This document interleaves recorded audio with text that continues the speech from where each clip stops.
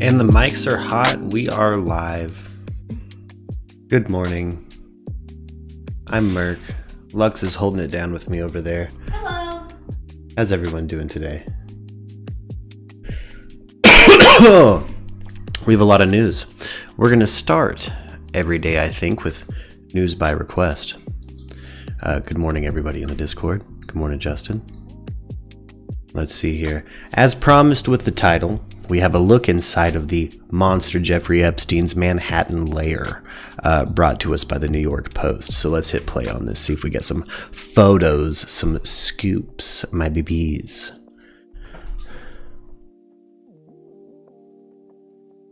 There's no audio during this, by the way, so it's just like photos and shit.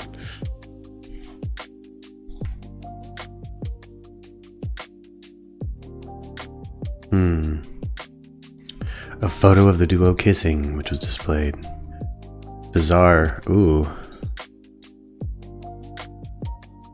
The late pedophiles. Ooh. Here's one of the massage rooms. He has a phone in reach of the massage table. That's weird. It's wild. Let's see here. What's up, Michelle? You're resting. That's good. That's good.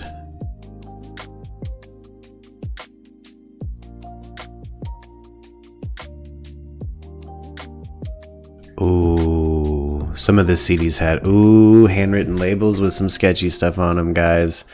Ooh, buddy. Well, looked like a fancy person's place with a massage table and, it's one of those situations where I imagine the investigators, once they start peeling back layers of that onion, are like, whoa, what's in here? Whoa, I can't believe that was in here. And, as we know, there's like a whole black book full of names and, a lot of faces from our childhood and media that are kind of ruined forever now because of this situation, and rightfully so, in my opinion. So let's move on to another juicy scoop the special guest sent in, or Deb sent in. Either Deb or special guest, one of the two of them. Sent in a story about the British Parliament apparently having a drug abuse issue. So let's see what we got here from Gravitas. The UK has announced one too. It's a war on drugs. It will cost the government nearly $400 million. Who will they fight? Drug gangs, they say. They'll also rehabilitate 300,000 drug users. That's the plan. It sounds noble. It's also a smart diversion. How's that? Do you know when the plan was announced? On the same day when traces of cocaine were found inside the British Parliament. Oh, shit. They were discovered in multiple locations. A dining room in the House of Lords. Oh, shit. An exclusive pub in Westminster Palace. A washroom located close to Boris Johnson's office. And another next to the office of British Home Secretary Priti Patel. They're following a cocaine trail of crumbs right to Boris Johnson's office, boy. You know what I mean? Homeboy's dripping felonies out of his nose like a motherfucker. This is crazy. I'm cursing before 10 minutes in. Found in all of these places inside the parliament. This was reported by the Sunday Times. It talked about an open drug culture inside the UK parliament, a culture that Boris Johnson is trying to hide. He claims to be going after drug gangs, trying to rid the country of the drug menace. How about cleaning up your own house first? Yeah. The report says that the British Parliament is rotting with drug abuse. Both seasoned lawmakers and young politicians are getting high before Parliament proceedings. Is it really not interested? Deb, does it really have a cocaine problem? Does the UK have a cocaine problem right now? In the bubble. Now, with their shenanigans out in the open, What up, Stan Odie? Penalized. Prime Minister Boris Johnson has refused to clarify, but others have. Like Lindsay Hoyle, the Speaker of the House of Commons. He says this takes priority. He'll raise the issue with the Metropolitan Police this week. He said he'd flagged it in 2019 as well, when he'd just assumed the post of the Speaker. What happened then? Clearly it wasn't important enough to pursue. Then we have Conservative MP Charles Walker. He chairs the Parliament's Administration Committee. He says the drug issue might be discussed in the House of Commons. And that sniffer dogs might be brought in this week. They're going to bring in cocaine dogs to follow the same trail that's obviously visible. Some figures. and this is interesting, Wow. in 2020, at least 17 drug crimes were detected near the British Parliament, 17. That is And a between problem, 2015 dude. They're and going Wolf of 2018, Wall at least Street in Parliament 38 right now. Drug offences were reported within the Parliament's premises. So which parliamentarians were Stabbings involved? mostly over crack. This Really, Metropolitan Debbie? Police is yet to reveal. The controversy is exploding. Boris Johnson is at the receiving end of some severe criticism. He's being accused of trying to divert attention away from parliamentarians. Instead, he's chasing drug dealers and casual users who he believes are the root of the problem. He posted this on Monday. Drugs are a toxic scourge on our society. Attached were some images of him, the Prime Minister of Britain, accompanying police on a drug bust. You must watch this. Hi folks, I'm here in Merseyside where I've been with the police on a dawn raid to try to tackle some of the county lines drugs gangs that make life hell for so many people Oh in this my. country. So tackling county lines. Hunter Biden's currently flushing his stash, says Stan Odie. Yo, the UK just got the 80s cocaine epidemic. That's crazy. County lines. Hey, welcome to the West Coast in the 80s and 90s. Welcome to the East Coast in the 80s and 90s. Helping the problem drug users, 300,000 problem drug users. Sup, UK? Now you know what it's like. Of their habit. Damn, Well, cocaine's very hard on the criminals. wild, huh?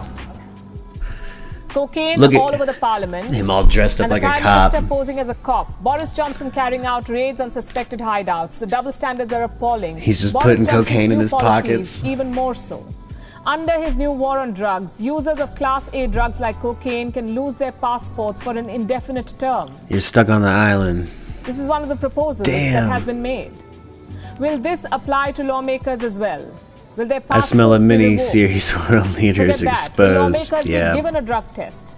Boris Johnson's record is only going from bad to worse. He imposes a strict lockdown on his country and then throws parties at 10 Downing Street. He launches a war on drugs and turns a blind eye to the reportedly rampant drug use About to in do a Parliament. Doomcock expose. It doesn't help that on multiple occasions, the Prime Minister himself has admitted to casual drug use. It's worth looking at some of his statements. This is what he said. I think I was once given cocaine, but I sneezed, and so it did not go up my nose. What? Hold on. I tried it at university, and I remember it vividly. He There was a did. period before university when I was... He said the Clinton. Here's the Clinton defense. I didn't inhale. I put cocaine in my nose, but it came out of my nose before I could inhale. Homie, just say you did cocaine. Oh my gosh. Yeah, he pulled the Bill Clinton. Oh my god. I can't believe. Who says that? Who says cocaine fell in my nose? I sneezed. I've never done cocaine, but I was gonna do cocaine, and then right as it hit the nostril, I sneezed. The Clinton defense. I didn't inhale. Are you fucking kidding me? The balls on that guy. The huevos on this dude. Oh my gosh. He is just... Wow. You know, there's a level of like crazy shit you can say where you kind of break the dam on like me giving a fuck and now you're just a hero of mine. Like, holy fuck. What did he pass for clean for cocaine and then say, nah, I fucking sneezed it out. Baby fucking brushes his shoulders off. And I had The quite a fuck? few spliffs. He subsequently denied being a user Had a few and has now spliffs. upgraded himself to a cop on a mission to rid his country of drugs. He'll tell you when he raids the Parliament bathroom. WION is now available in your country. She grills it. Fucking will tell you when he raids the Parliament bathroom. Oh, get him, girl, get him. Oh, that was hilarious. Oh my god, taking the piss, as they say. That's crazy. I can't believe he fucking said that. Again, the rich and elite live double standards. Yeah, I suppose they do live double standards. You know, that's really where we're starting the show today. Lifestyles of the fucking mega rich, and from the depraved, you know, cocaine and pedophile problem we have over here in the States to the crazy cocaine and pedophile problem they have over there in the UK. Man, I can't believe that they in that story, they literally followed a trail of cocaine to Boris Johnson's office, and he's still acting like he's never done cocaine. A day in it. By Jove, never a day in my life. Like, what? No, dude. I sneezed it out. Like, dude, no, you did not just sneeze that out. Wow. Whoo. Yeah, that got me going today. They are hand-in-hand crime. Says not interested. Yeah, damn straight they are. Man. While we're covering just like user murky submitted news, we're going to hop over to the Mark Meadows will no longer cooperate with the January 6th committee headline. Let's see what's going on here. This comes from Forbes Breaking News. So let's see what they got. Mark Meadows flip-flops again. Former White House Chief of Staff Mark Meadows will no longer cooperate with the congressional investigation into the January 6th Capitol riot, it says. According to the multiple reports, reverting to an earlier non-compliance position for which former President Donald Trump has long clamored, and that led to criminal charges for former White House advisor Steve Bannon, Meadows' attorney, George Turble, I don't want to pronounce that name, informed the committee, lost me on the teleprompter, baby, saying the committee was seeking information and that he claimed should be protected by executive privilege. Okay, so he's flip-flopped again. We have more people saying, no, it was executive privilege, what the president told me at the time. But it's like, dude, we're talking treason, we're talking a riot, we're talking January 6th nonsense. This dude needs to get, I'm sure there's people out there, if you weren't that guy being protected by his litigation army, you probably get Guantanamo-ed for that info. You know what I'm saying? They probably hold you upside down until you squealed. So let's see what happens to Mr. Mark Meadows, man. I don't know. It feels like it's going to be a shit show when it comes to trying to act. I don't think we're going to see any actual fair prosecution of anybody who's high up in this. We might see them try to scapegoat with Alex Jones, but I bet you he'll skate free. He should, by the way. I think the blame falls really, in my opinion, on Donald Trump himself. I watched all of that happen live on January 6th, where he says, hey, everybody that flew coach here, go march to a riot. What the fuck, man? I can't. No one can sanction that kind of buffoonery, to quote Tommy Lee Jones. This is we're moving on now. We're going to go to Kathleen Moore. I didn't put Kathleen Moore in the title today because I noticed my plays were a little bit weird. I don't know what YouTube's deal is with missing people sometimes. The algorithm likes to really blacklist those videos. But we're going to keep covering this situation. Yesterday, I reported that there was a woman missing out of Florida named Kathleen Moore. Yesterday, her boyfriend was charged with second-degree murder. Now, they haven't found her body yet, but they have found an awful lot of clothing, evidence, and blood. So let's hope they can get this piece of shit to talk. Let's watch this story real quick. We're about 20 minutes in. If you got them, smoke them, guys. It's that time. To find justice for Kathleen and for her family. A tragic update to the search for a missing Bay Area woman. Pasco County Sheriff says Putting these beats down. This is a quiet-ass story. The killer is locked up. No one has seen or heard from the 34-year-old Pinellas County woman in nearly 8 days. Good evening. I'm Jennifer Lee. And I'm Keith Kate. Thank you for joining us tonight. WFLA needs to fix its audio on its YouTube channel. Turn that shit up. Journalist Justin Shecker is live at the Pasco County Jail. Justin, they made this arrest without finding the body.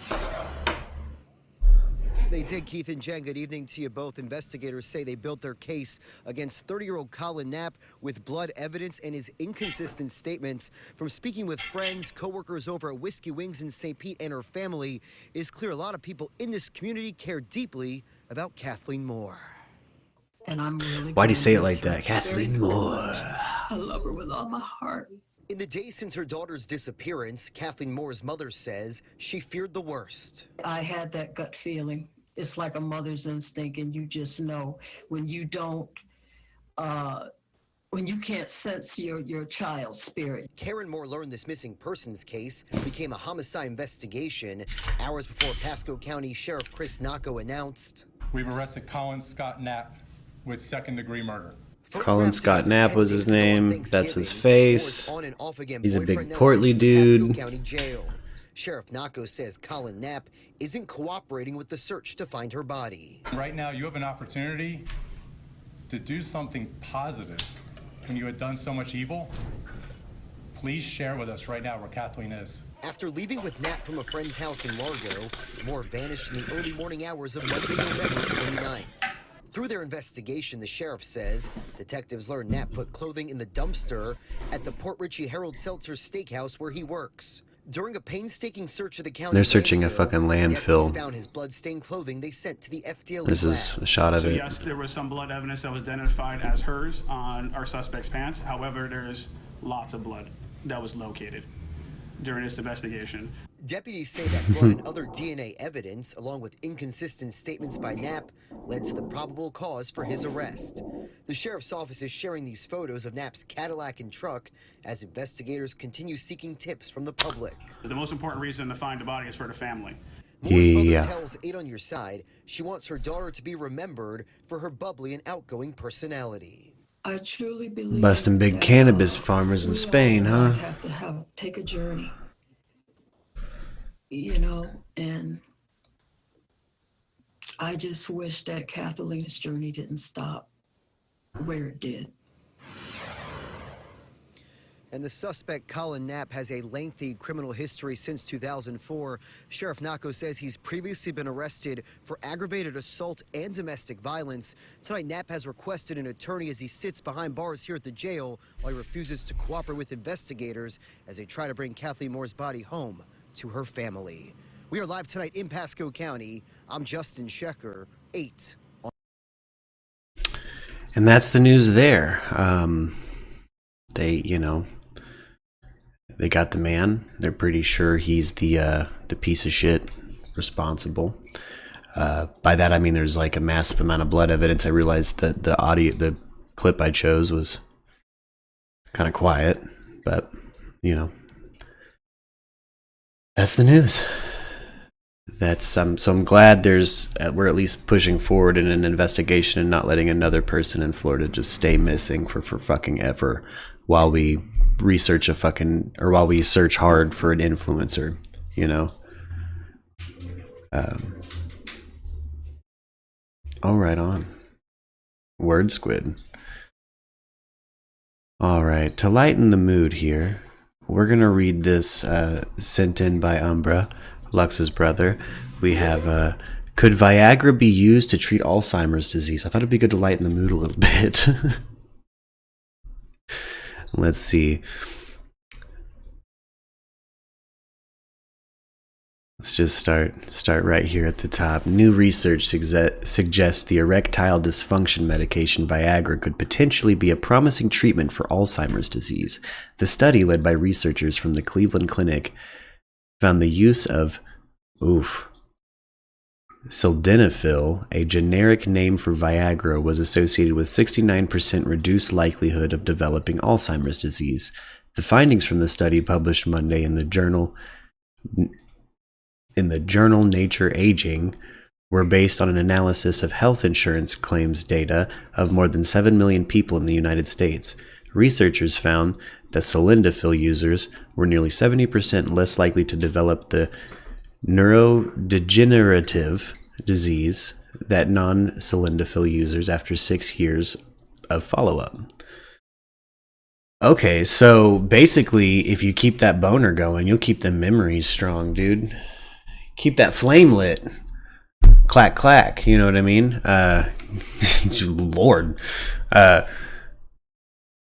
Let's see. Using a large gene mapping network, researchers used genetic and other data to identify which of more than 1,600 FDA-approved drugs used to treat other disease and conditions could be repurposed to fight Alzheimer's. They narrowed in on drugs that target the buildup of both beta amyloid and tau proteins in the brain, hallmarks of Alzheimer's-related changes in the brain. Recent studies show that the interplay between amyloid and tau is a greater contributor to Alzheimer's than either by itself. Huh. That's crazy. Therefore, we hypothesize that drugs targeting the molecular network network intersection of amyloid and tau endophenotypes should have the greatest potential for success. Okay, so they're finding the right soup, and that soup includes boner pills. I'm down, man. Man, there's really no good way out of this, is there? You got to just stay shooting live rounds as a man until you're dead, huh? That's just, you hope it'll go away. The vague horniness. And you find out it won't. If it does, you'll lose your goddamn mind. Damn. That's boy. Hey, we're gonna have another HPV outbreak in the villages. We need to check on the villages. It's a nursing home you can see from space, guys. If you don't know, the villages had the world's largest HPV outbreak. By that I mean it was an HPV outbreak you could see from space, because you can see the villages from space. And swoosh, man. Boner pills will keep your memory strong. That's just it. It makes a lot of sense, honestly, if you think about it, if you break it down. A lot of men do a lot of things because of their erections. Let's just be real. It's at least 2 of the 5 songs that AC/DC has written. Now, I say AC/DC has written 5 songs. I'm well aware their discography is well over 5 songs. They just, they kind of have 5 songs. Yeah. I guess it's a man thing. This is crazy. This is just crazy. But just some numbers for you guys. The critical need for an effective new treatment against Alzheimer's is underscored by the estimated 13.8 million Americans expected to be impacted by the disease by 2050. So by 2050, we might have 13.8 million Americans not remembering things, having the all-around symptoms of Alzheimer's. And boy, is that tragic. It's tragic for everyone around. I, for one, am kind of hoping that boner pills are the answer. It's it's a very sad disease. People who deal with it, it's tragic. I've had a couple different people in my family lose their memories, and that's devastating for everyone around. And yeah, I really hope they're onto something. I'd like people, it'd be crazy to see grandpas living to 90 something, just fully erect and remember everything, I'm sorry, Christy. See, it's tough. Like I said, my grandfather's lost his memory and ability to speak a couple different times before he passed, and it was really, really tough. But hey guys, hopefully we're around the corner from a cure. Just so you guys know, science is working on it really hard, and let's hope that none of us are one of the 13.8 million Americans expected to be impacted by the disease.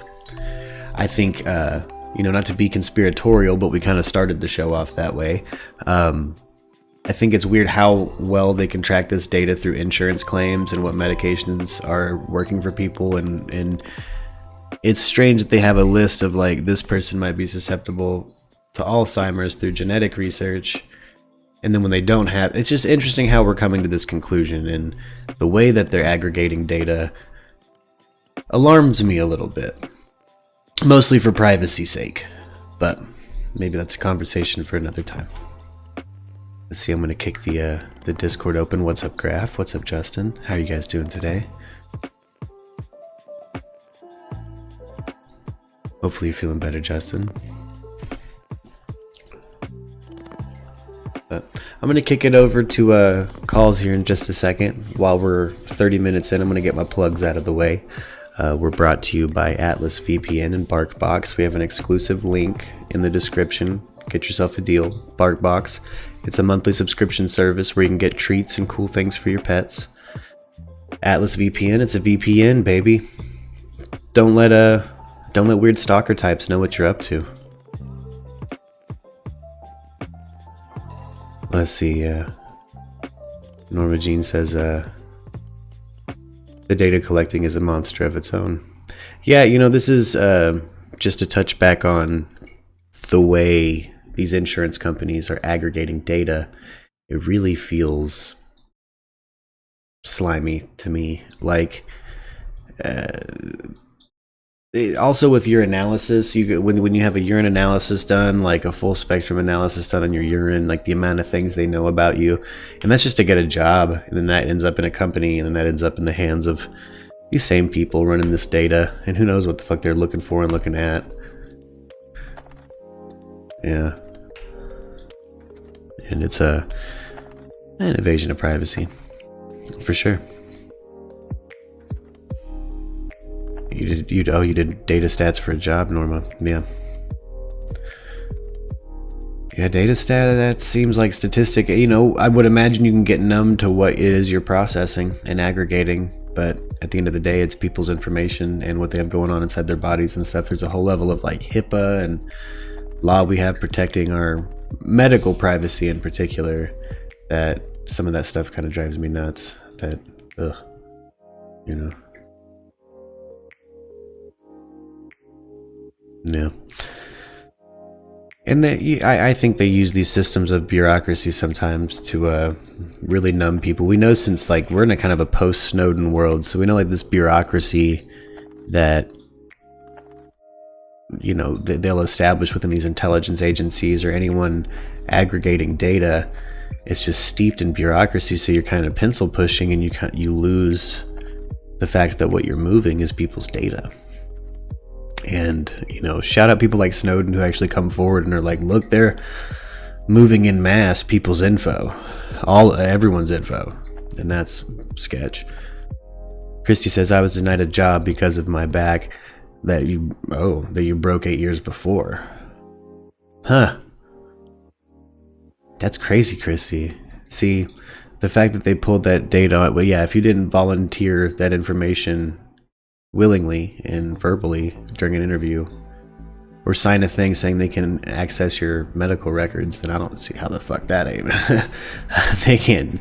That should be illegal as shit, in my opinion. But you're out of Canada, aren't you, Christy? It's socialized healthcare there, so I think maybe, you know, they might just have access to your medical records. I don't know. Squid says, so thanks to my old doctor and entry and now methadone treatment, I have to do a urinalysis every 2 weeks. I'm sorry, Squid. That's the worst. The methadone clinic's the worst too. It's when you get in that cycle of, you know, I'm an opiate addict. I've been clean off of opiates for a few years now, going on 6, and it's a bitch. It's a bitch. I was at that methadone clinic, man, and they had me on that cycle, and you know, it all really fell down to like a genetic disorder where I'm pissing kidney stones all the time. So Squid's oh yeah, you're in Canada too. See, that's wild, Squid. I would imagine it feel like you guys don't have any medical privacy, huh? Maybe that's something most Americans take for granted. The fact that we kind of have this wall between our medical records and an employer, which is nice. Debbie says methadone's a bigger killer than the heroin. Yeah. Norma says, after my mom passed, Mayo wanted her death certificate, then they forgave her bills. Interesting, Norma. Huh. I got a letter in the mail from Alberta Health Services, says Christy, saying my information was hacked and they are taking no responsibility. Wild. Welcome, Christy. Welcome to the voice chat. Hi, how's it going? Oh, going pretty good. How are you doing today? Oh, not bad. I just thought I'd chime in on the Canadian health system. Yeah, no, honestly, our health system sucks. Like, you have no choice in the doctors you can have. Like, a lot of the stuff is covered, but you go to a really crappy doctor to get it done. I've heard that. Yeah, like I've heard that, like, yeah. it's, you have no choice. That's one thing I do like, and I feel like people do take for granted here in America, just because of the amount of adults I know that don't have health insurance and aren't seeing a primary care physician. Like, it's easy to opt out of shit and just go to emergency rooms or like clinics like you're a college kid your whole life. I know people that have done it into old age. And it's like, nah, here we have this beautiful thing where we can kind of choose our doctor, choose somebody who will sit down and talk to us, and kind of choose a care plan that works for us. Now, it's also something that, normally see, like what you're talking about are like the dangers of socialized medicine to me. Somebody who's, at his core, at my core, I'm a capitalist, So I like that it breeds competition, particularly in the medical field, but I also think it should be regulated all to hell, because we have people like Martin Shkreli who are, hiking the cost of fucking drugs and shit like that. Like there's capitalist things where it's, people end up getting shafted over their health. Well, I don't know, but I've talked to a lot of Americans that that think that our prescription drugs are covered, but they're not. Oh. No, we have to pay for every bit of it. Do you have to pay like a premium, or is there any kind of aid you can get to help you with the cost of prescription medications in Canada? You can get insurance, you can buy insurance, or if you have a job, they'll give you benefits, but that's it. Oh, gotcha. Yeah.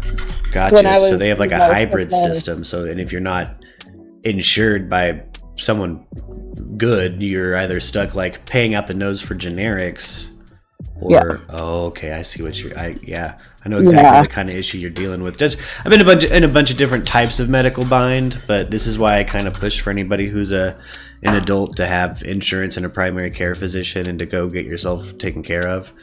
Particularly if you're an American, like we do have that freedom of choice. So how does it work? Like, let's say you're ill. Do you who would your primary care be? Is that just something that's like decided for you?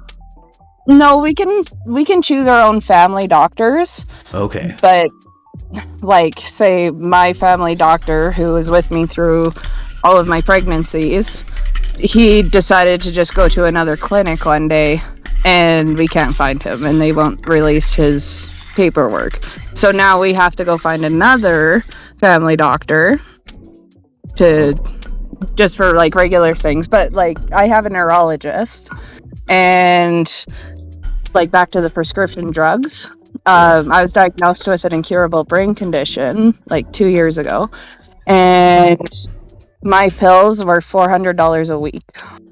Oh, shit. Yeah, so holy shit, without insurance, I had at one point an ulcer medication that was that much a month, but that was a month, not like for a week. Yeah, that was just for a week. Sorry, my scale, that's crazy. Yeah, like we have benefits, but they're not like good. Yeah, like you still have to pay for eye care and stuff. Like kids, well, at least in Alberta where I am, kids under 18 have free eye care. Okay. And they can get one free pair of glasses, but that's about it. And would you feel like, and maybe you haven't made this observation, and this will kind of, maybe this is food for thought instead of a question, but have you noticed maybe less, what would you say about Canada's medical innovation? Have you noticed new things show up that are Canadian, or is it mostly reliant on imported medical tech? There's a lot of Canadian things. Yeah, like, I don't know, it's kind of hard to tell. I do my best to try and keep my nose out of it. Yeah. My mom works in the medical field, and she says it's just awful. Like we're sitting in the middle of COVID, and they're laying off nurses, they're laying off doctors. They were going to do a $10 million expansion on the hospital here, and then they said they couldn't afford it.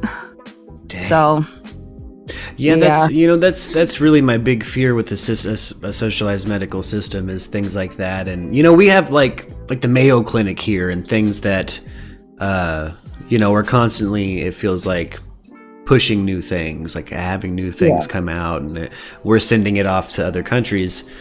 And I don't, just because we're in America and we gloat so much about our medical and technological innovation, I don't really hear too much about Canada. And I've always wondered, because of the difference between the two of us are the things that you guys have socialized and, still being under the crown, having a parlor, Yeah. Well, and back to 2 years ago, when I went into the emergency room for my head, I wasn't diagnosed yet. I was sent home 3 times. They said it was just a migraine to take some pills. And then what time before I was diagnosed that I went in, the doctor said it's a migraine, but I'll give you some Percocets. And I told him I don't want those because I have a bad history with pills and that kind of thing.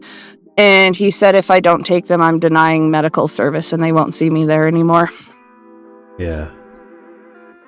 That's That's wild. That's Squid in the chat is talking about insulin, the cost of insulin. Oh yeah, insulin's crazy. Like, do you guys have what we call them here, safe injection sites? I'm not sure. Okay. I would imagine in metropolitan areas we do. I haven't noticed anything like that here in Tucson, but when I worked at like a Walgreens and stuff like that, no, I think the version of that I was trained for was grab a broom and kick junkies out from behind the dumpster. We have a massive IV drug problem in America, though, so I don't know if it's comparable in Canada. I know the population is different. The populations are different, so like, I just know that here it's like the culture behind something like that. Yeah. No, like the safe injection site, it's literally just a safe zone for the drug addicts in town where they can go and get so close to overdosing but know that they're going to be okay and someone will bring them back. Okay, I know Portland, Oregon has places like that or did pre-COVID. Yeah. I don't know if they've maintained stuff like that through COVID, but I know Portland, Oregon was the place, and it was causing a lot of debates in a lot of different groups I was in. There was a big problem here because they were laundering money, I guess. Yeah. And the person that runs it here took like 1.5 million and then like went on vacations and stuff. Oh Lord.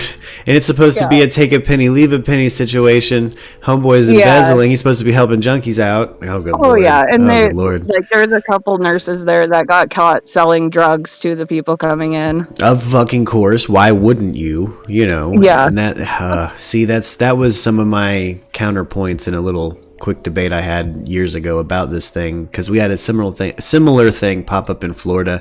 It was closer to like a homeless shelter where junkies could kind of show up and a nurse would fix you, and if they had Narcan ready and shit like that, and it was just I don't know if we do it there, but here we also, like, if we need procedures done, they get students to do it. Yeah.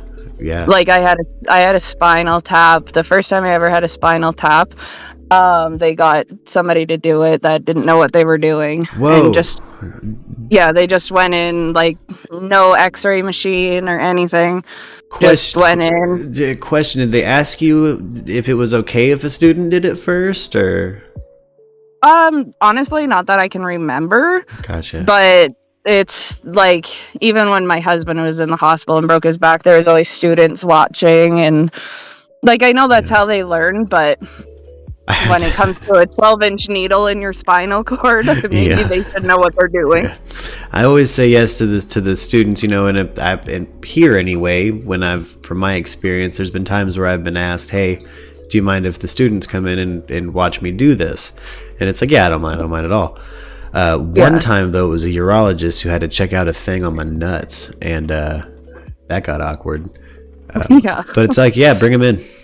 What do they want to feel it too? Fuck it. You guys gonna biopsy this thing or what's up? But that's it can get awkward. But all for learning. But a spinal tap, I don't know about all that. You need to probably bring in the experienced person to give me this spinal tap. Well, I know they gotta learn. You're supposed to like go to a whole different room and like you're supposed to like have some sort of pain meds, but they were just They just put it in. Yeah. I still have nerve damage to this day in my legs from it. So. Oh damn! I'm sorry. Fuck it. Stan Odie's got to pay half his paycheck to keep him alive. Holy shit! I didn't know you were diabetic, Stan Odie. Oh jeez, eh? Yeah, and that's another thing with the safe injection shout out site Squid. that I totally forgot about. Like here, if you're a drug addict and you need needles, then you can get them for free. But if you need insulin or anything, you have to pay for it.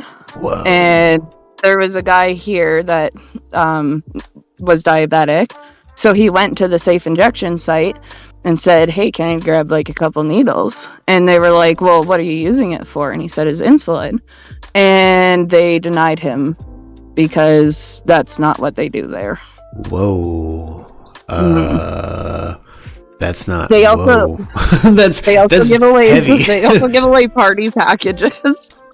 I read that on their website. Yeah, their party packages include like needles, pipes, like it's crazy. See, that's a problem. That's not compassion in my opinion. Like that doesn't look like compassion to me. And I understand it was like a concept born from a compassion and an empathy for these people who are dying on the street. But that's not what compassion looks like in play. Like I don't do that's no, they're just gross. Enabling them. Yeah, it's like they want a certain class of people to die.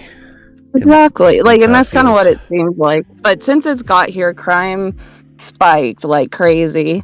Like any park you go to, there's needles. They're like, sometimes they're buried, sometimes they're just sitting there. Like at my daughter's school, like not anymore, but like they do it now. But I used to go around the park in the morning just to make sure. And then sometimes they have like a volunteer sheet if you want to go around town and look for needles. So by lately, do you mean like since COVID, it's like really ramped up, would you say? Or like, is there a different marker maybe? No, like we got the safe injection site probably like 2 years before COVID. Yeah. And nothing's really changed. It's just since we got that, crime has absolutely spiked. Wow. So what, 4 or 5 years ago? Yeah. Wow. You know, and they rolled that out in Portland, I know, something like that. And it's just that place, you know, I was seeing 4 or 5 years ago videos of people with their pants down, walking around in the street like zombies. Like it was a legit like they just like walk battle. around smoking crack like they don't even care. Yeah. Which, it's crazy. You know, Tucson has a bit of that as a problem. We have an alley that's like, it's just there for a minute there were people, we watched it go from crack to heroin, like with the changing of the season almost. And just to go back to the UK, cocaine is crack a problem in Canada? Because it's a problem in the UK right now, and I don't know how the fuck they got a hold of all that cocaine. Yeah, we have cocaine. Well, I think I just know more people with cocaine problems than there actually might be a problem. But there's like, I think meth is a little bit worse here. Just from what I've seen. Like there's one day I was driving and look out the window and there's 2 homeless guys having a knife fight, like literally throwing knives at each other. See, and I tried to call the police and they said they couldn't do anything. Speed even became popular for the wealthy here at one point because it, you know, like cocaine went out, not out of fashion, but just more expensive for a period of time in the 90s, right? And speed became a thing, so it sounds like it's similar. Yeah, fentanyl are prescription drugs now, so it sounds like you guys are similar to what we got going on here. Meanwhile, we're following trails of cocaine in the UK to Boris Johnson's office.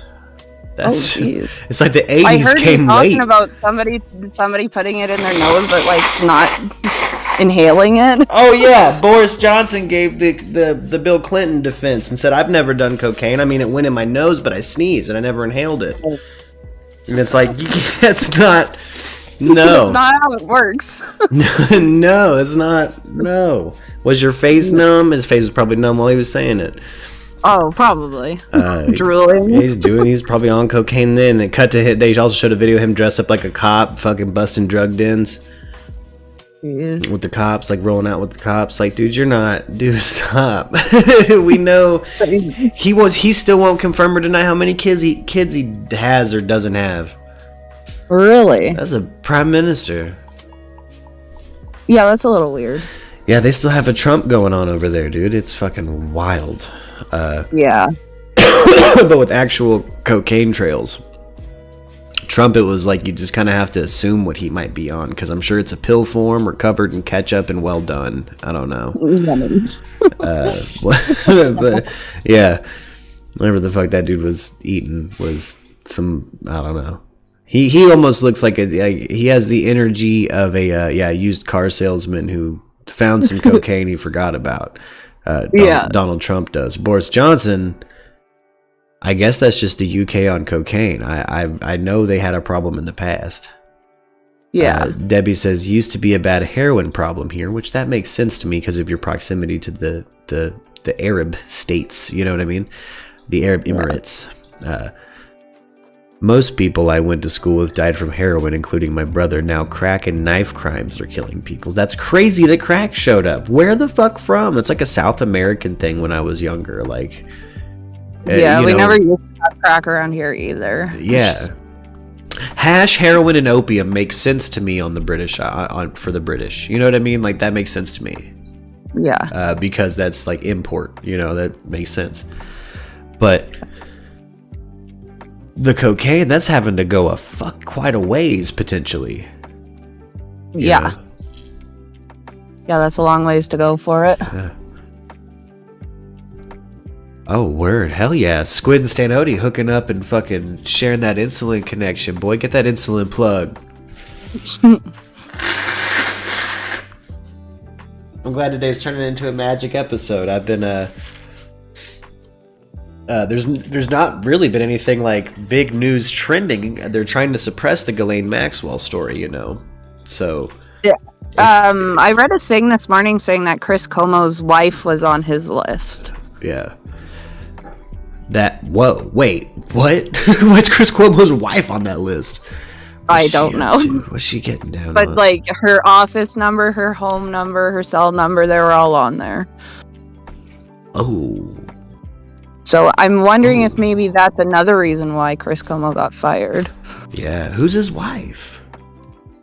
I can't remember. Because you know there's got to be big wigs at CNN on that list.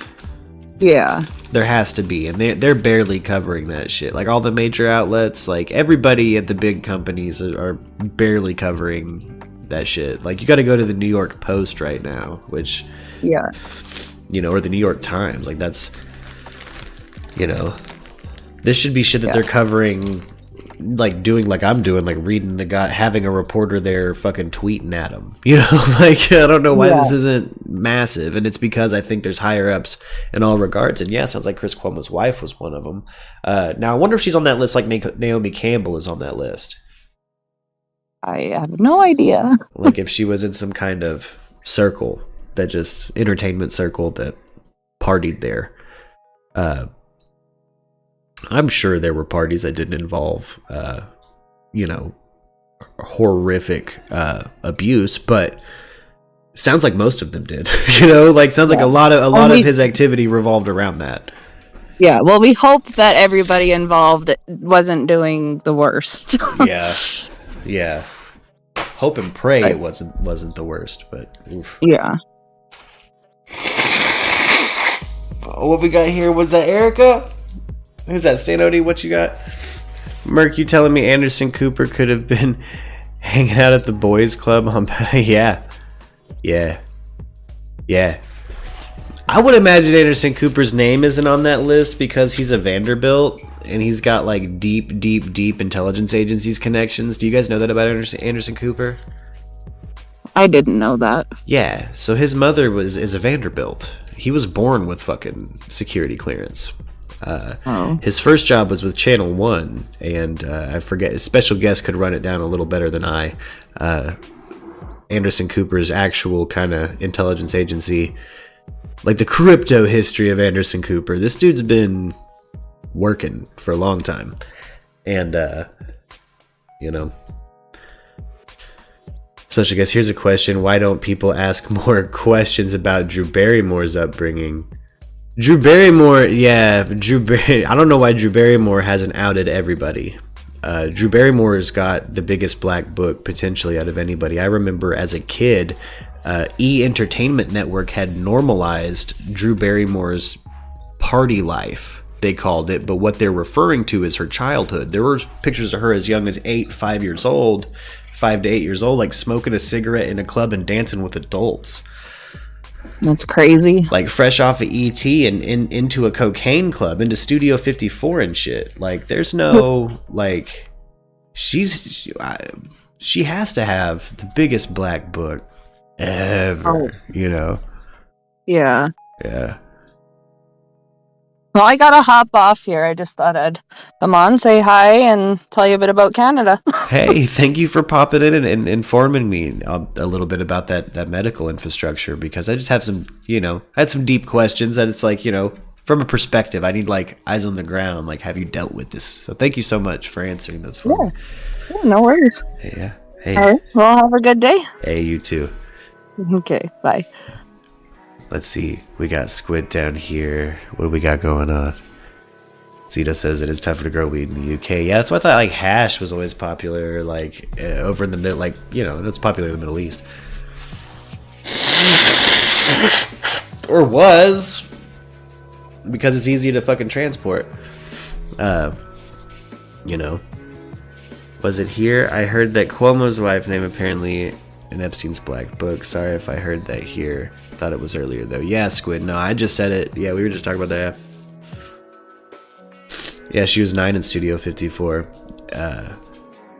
What a dump, says Cito. Yeah, Studio 54 seemed like that was a den of fucking corruption, and there was a push to normalize that kind of shit, like kids being in there. And damn, Special, you gotta come in here, bring up Drew Barrymore as a child, boy. Hell yeah, hop in this voice chat and let's gab about that. There's a lot going on at this cocaine thing. I'm a little confused as to why are there, like, Epstein's dead now and now there's cocaine problems in the UK. Where are they getting shit now? Like, there must be somebody filling some of these smuggling roles, and something they got on there is cocaine. Oh, thank Angel on that. Thank you, Angel. Shit. Angel nailed that. Nailed that. Been there once, wasn't impressed. Gotcha.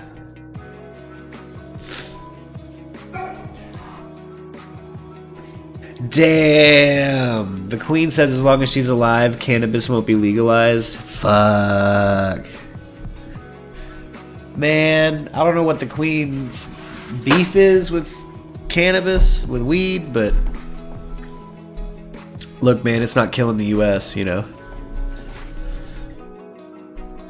Danceteria, I heard, was a better club. I heard there were a bunch of better clubs than 54, actually. There's just one that had like a brief moment of being, sometimes Studio 54, the stories vibe to me like a psyop. Like there were actual other places that had crazier shit going on. But Studio 54 was the Oswald. It was the fall guy.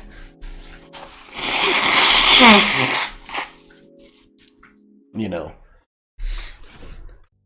gotta pull the plug on some shit. Wonder how often Roy Raiden was at Studio 54. Roy Raiden had to have been up in that motherfucker at least a couple times, right?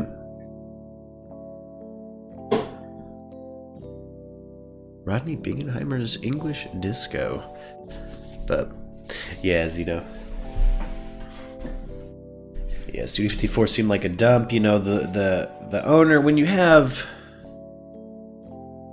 cocaine involved in a business situation, it goes just like the movies, it seems. And Boris Johnson better be careful. It sounds like if he's not doing the cocaine, someone in a very close aide is. Have I been watching the Snake Kind trial? No, I have not, Squid. No, I have not. Oh, no, Snake King? No. I will say this Friday, though, There's a new addendum to the Tiger King series on Netflix. They're doing Doc Antle. Oh, Lux is I knew that would get Lux's attention. They're doing Doc Antle. Yeah, they are. We're going full Tiger King with this. It's going hammer. It's supposed to be like literally just him.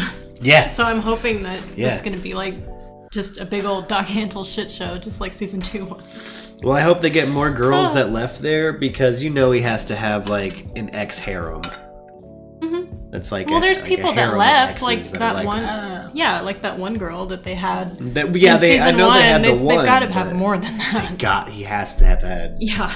I'm sure he's got a baby mama or two out there that's pissed. Mm-hmm. But he don't pay shit. He's just like, no, they can come live with the tigers or fuck off. And they're probably, and they're a girl that fucked around with Doc Antle, so they're like, okay, I understand. Tigers are majestic or whatever.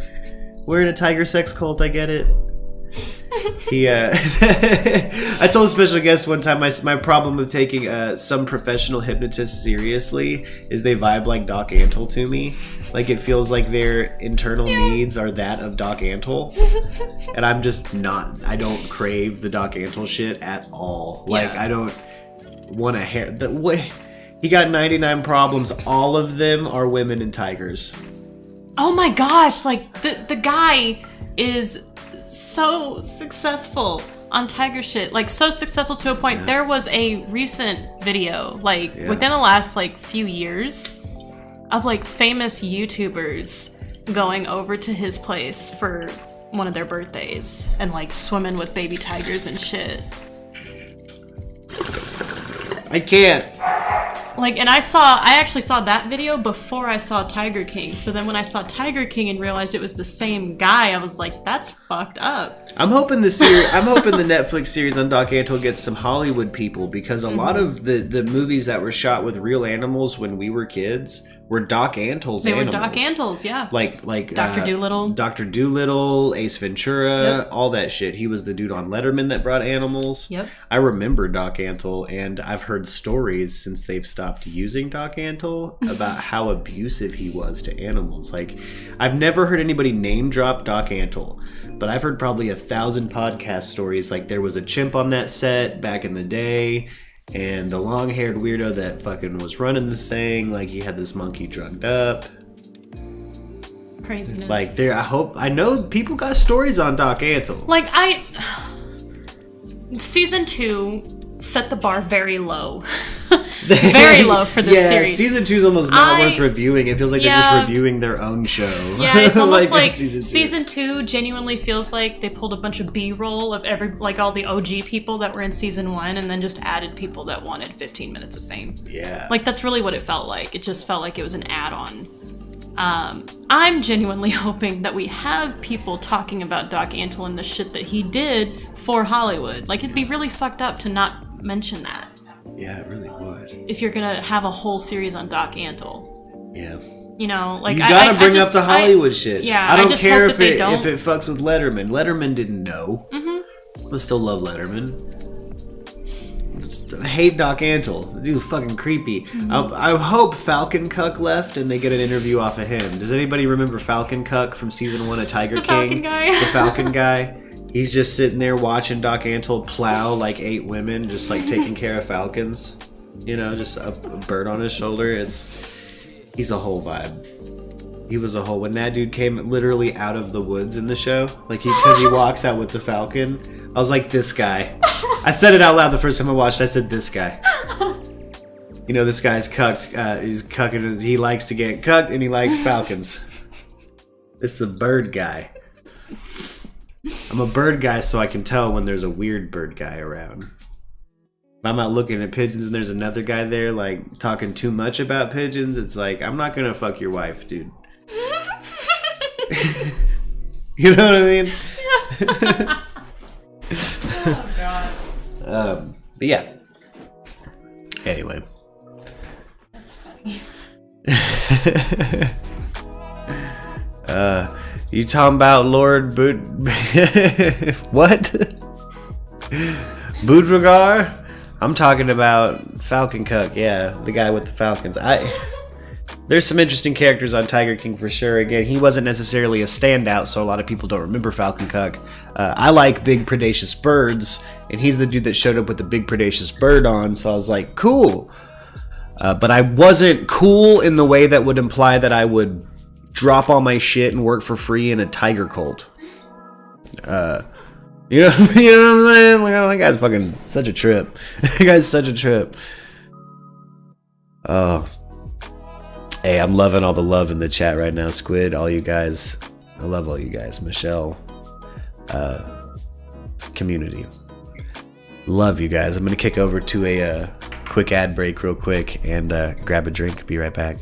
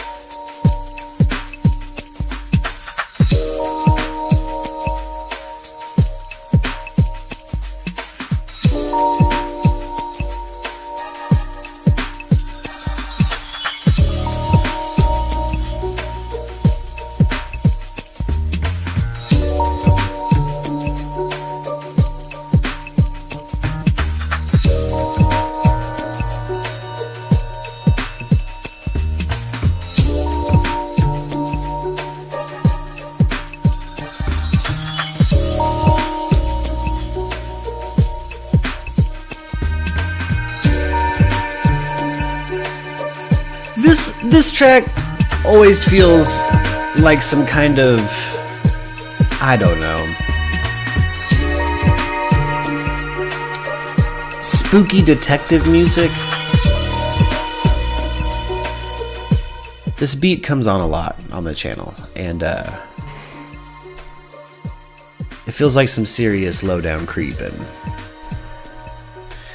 I dig it. I like it. I like it when we're covering something spoopy and this one comes on. I'm like, ooh, I'm feeling it. Let's get into this. But we're kind of lighthearted today and just talking, so I don't, you know, weird vibes. Let's see. Let's hop over.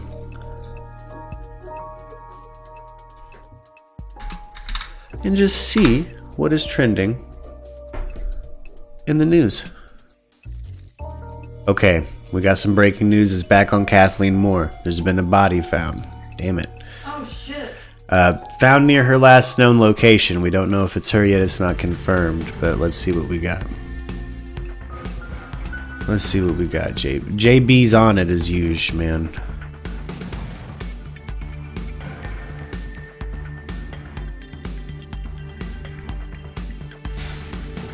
Let's back up a little bit.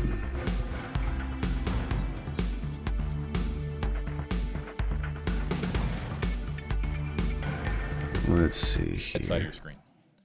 Again, I'll throw up some comments for adult female's decomposing body, according to the Pasco County Sheriff's Office, in the area directly behind the row of homes on Carmel Avenue, where the boyfriend lives. That being Colin Knapp. Colin Knapp, who we've been talking about on WFLA now, the 30-year-old boyfriend of Kathleen Moore, in arguments with Kathleen Moore on Thanksgiving weekend, the Thanksgiving holiday weekend.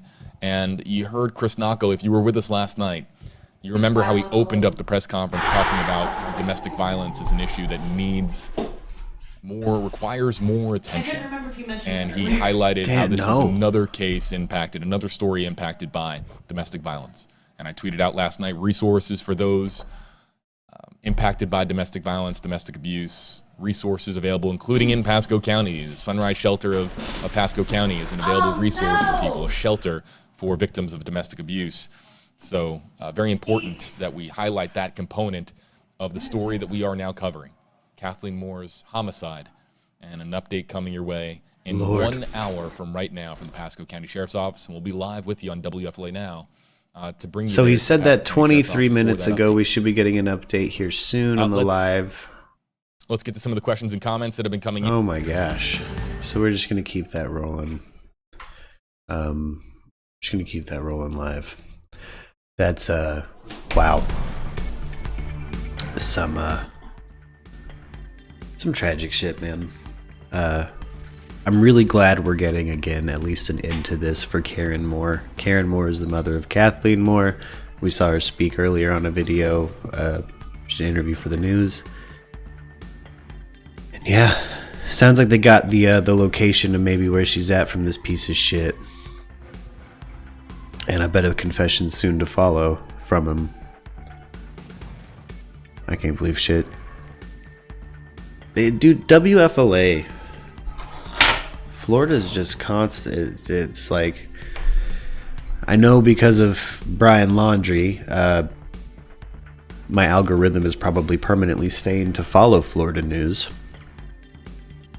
But man, they're constantly having kind of wild missing persons cases going on there. Oh, Michelle, what was the first pet you ever had? Michelle says I might freak out over the first pet she ever had as a child. I want to know. Was it a dragon? Was it a snake? I don't like snakes. I don't do snakes.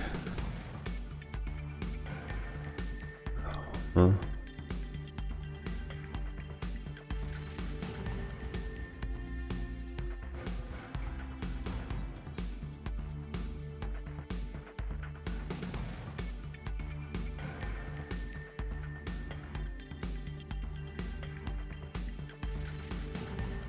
Ooh, spiders don't really freak me out, but boy do snakes. Shit freaks me out. Visit our grandparents' cabin for vacation. Oh. A Norwegian pet. What? When you narrow down topography like that, Michelle, it kind of helps me figure out maybe what pet we're talking about here.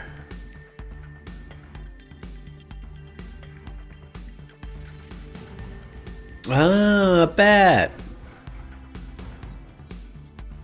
Yeah. My uncle had a bat. Well, he would, a bunch of different animals. My uncle, he would collect, like, he's like a window guy. And I went to school in this, I went to middle school in this place that used to be the high school, and my grandfather went to school. And it looked like a castle, but there are these big towers, and there's this glass in it. It's kind of glasswork stuff, and he would go up there and fix that, but there'd be bats that lived in these towers. And a couple of times he came down with some bats, I think. Yeah. Oh, right on, Michelle. And your bat.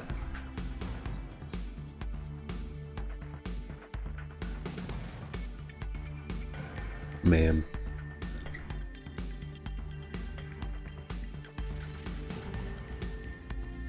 bats and my first pet, oh geez, fish in a fish tank, I think, followed by a dog. So, you know, grew up around animals though, so there's been a bunch of animals around. Yeah, Squid asked, how'd you get the bat out of the fireplace? It must have already been out, the fireplace. And then in the era of central heat and air, fireplaces are out more often than on, you know. Man.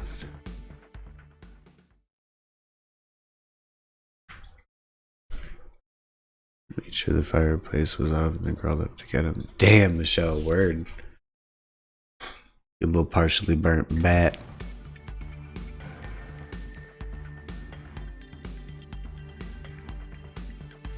Man. Let's see what we got here. Than the Soviet Union to protect from future European incursions, European invasions. Russia could be Russians preparing would argue for a that Ukraine in European invasion. history, they were the always invaded one. They never invaded anyone else, but they were invaded. So why do I go through all this elaborate history? Well, Ukraine, from the Russian and Moscow perspective, is the last remaining place in which it can have some kind of buffer zone between Europe.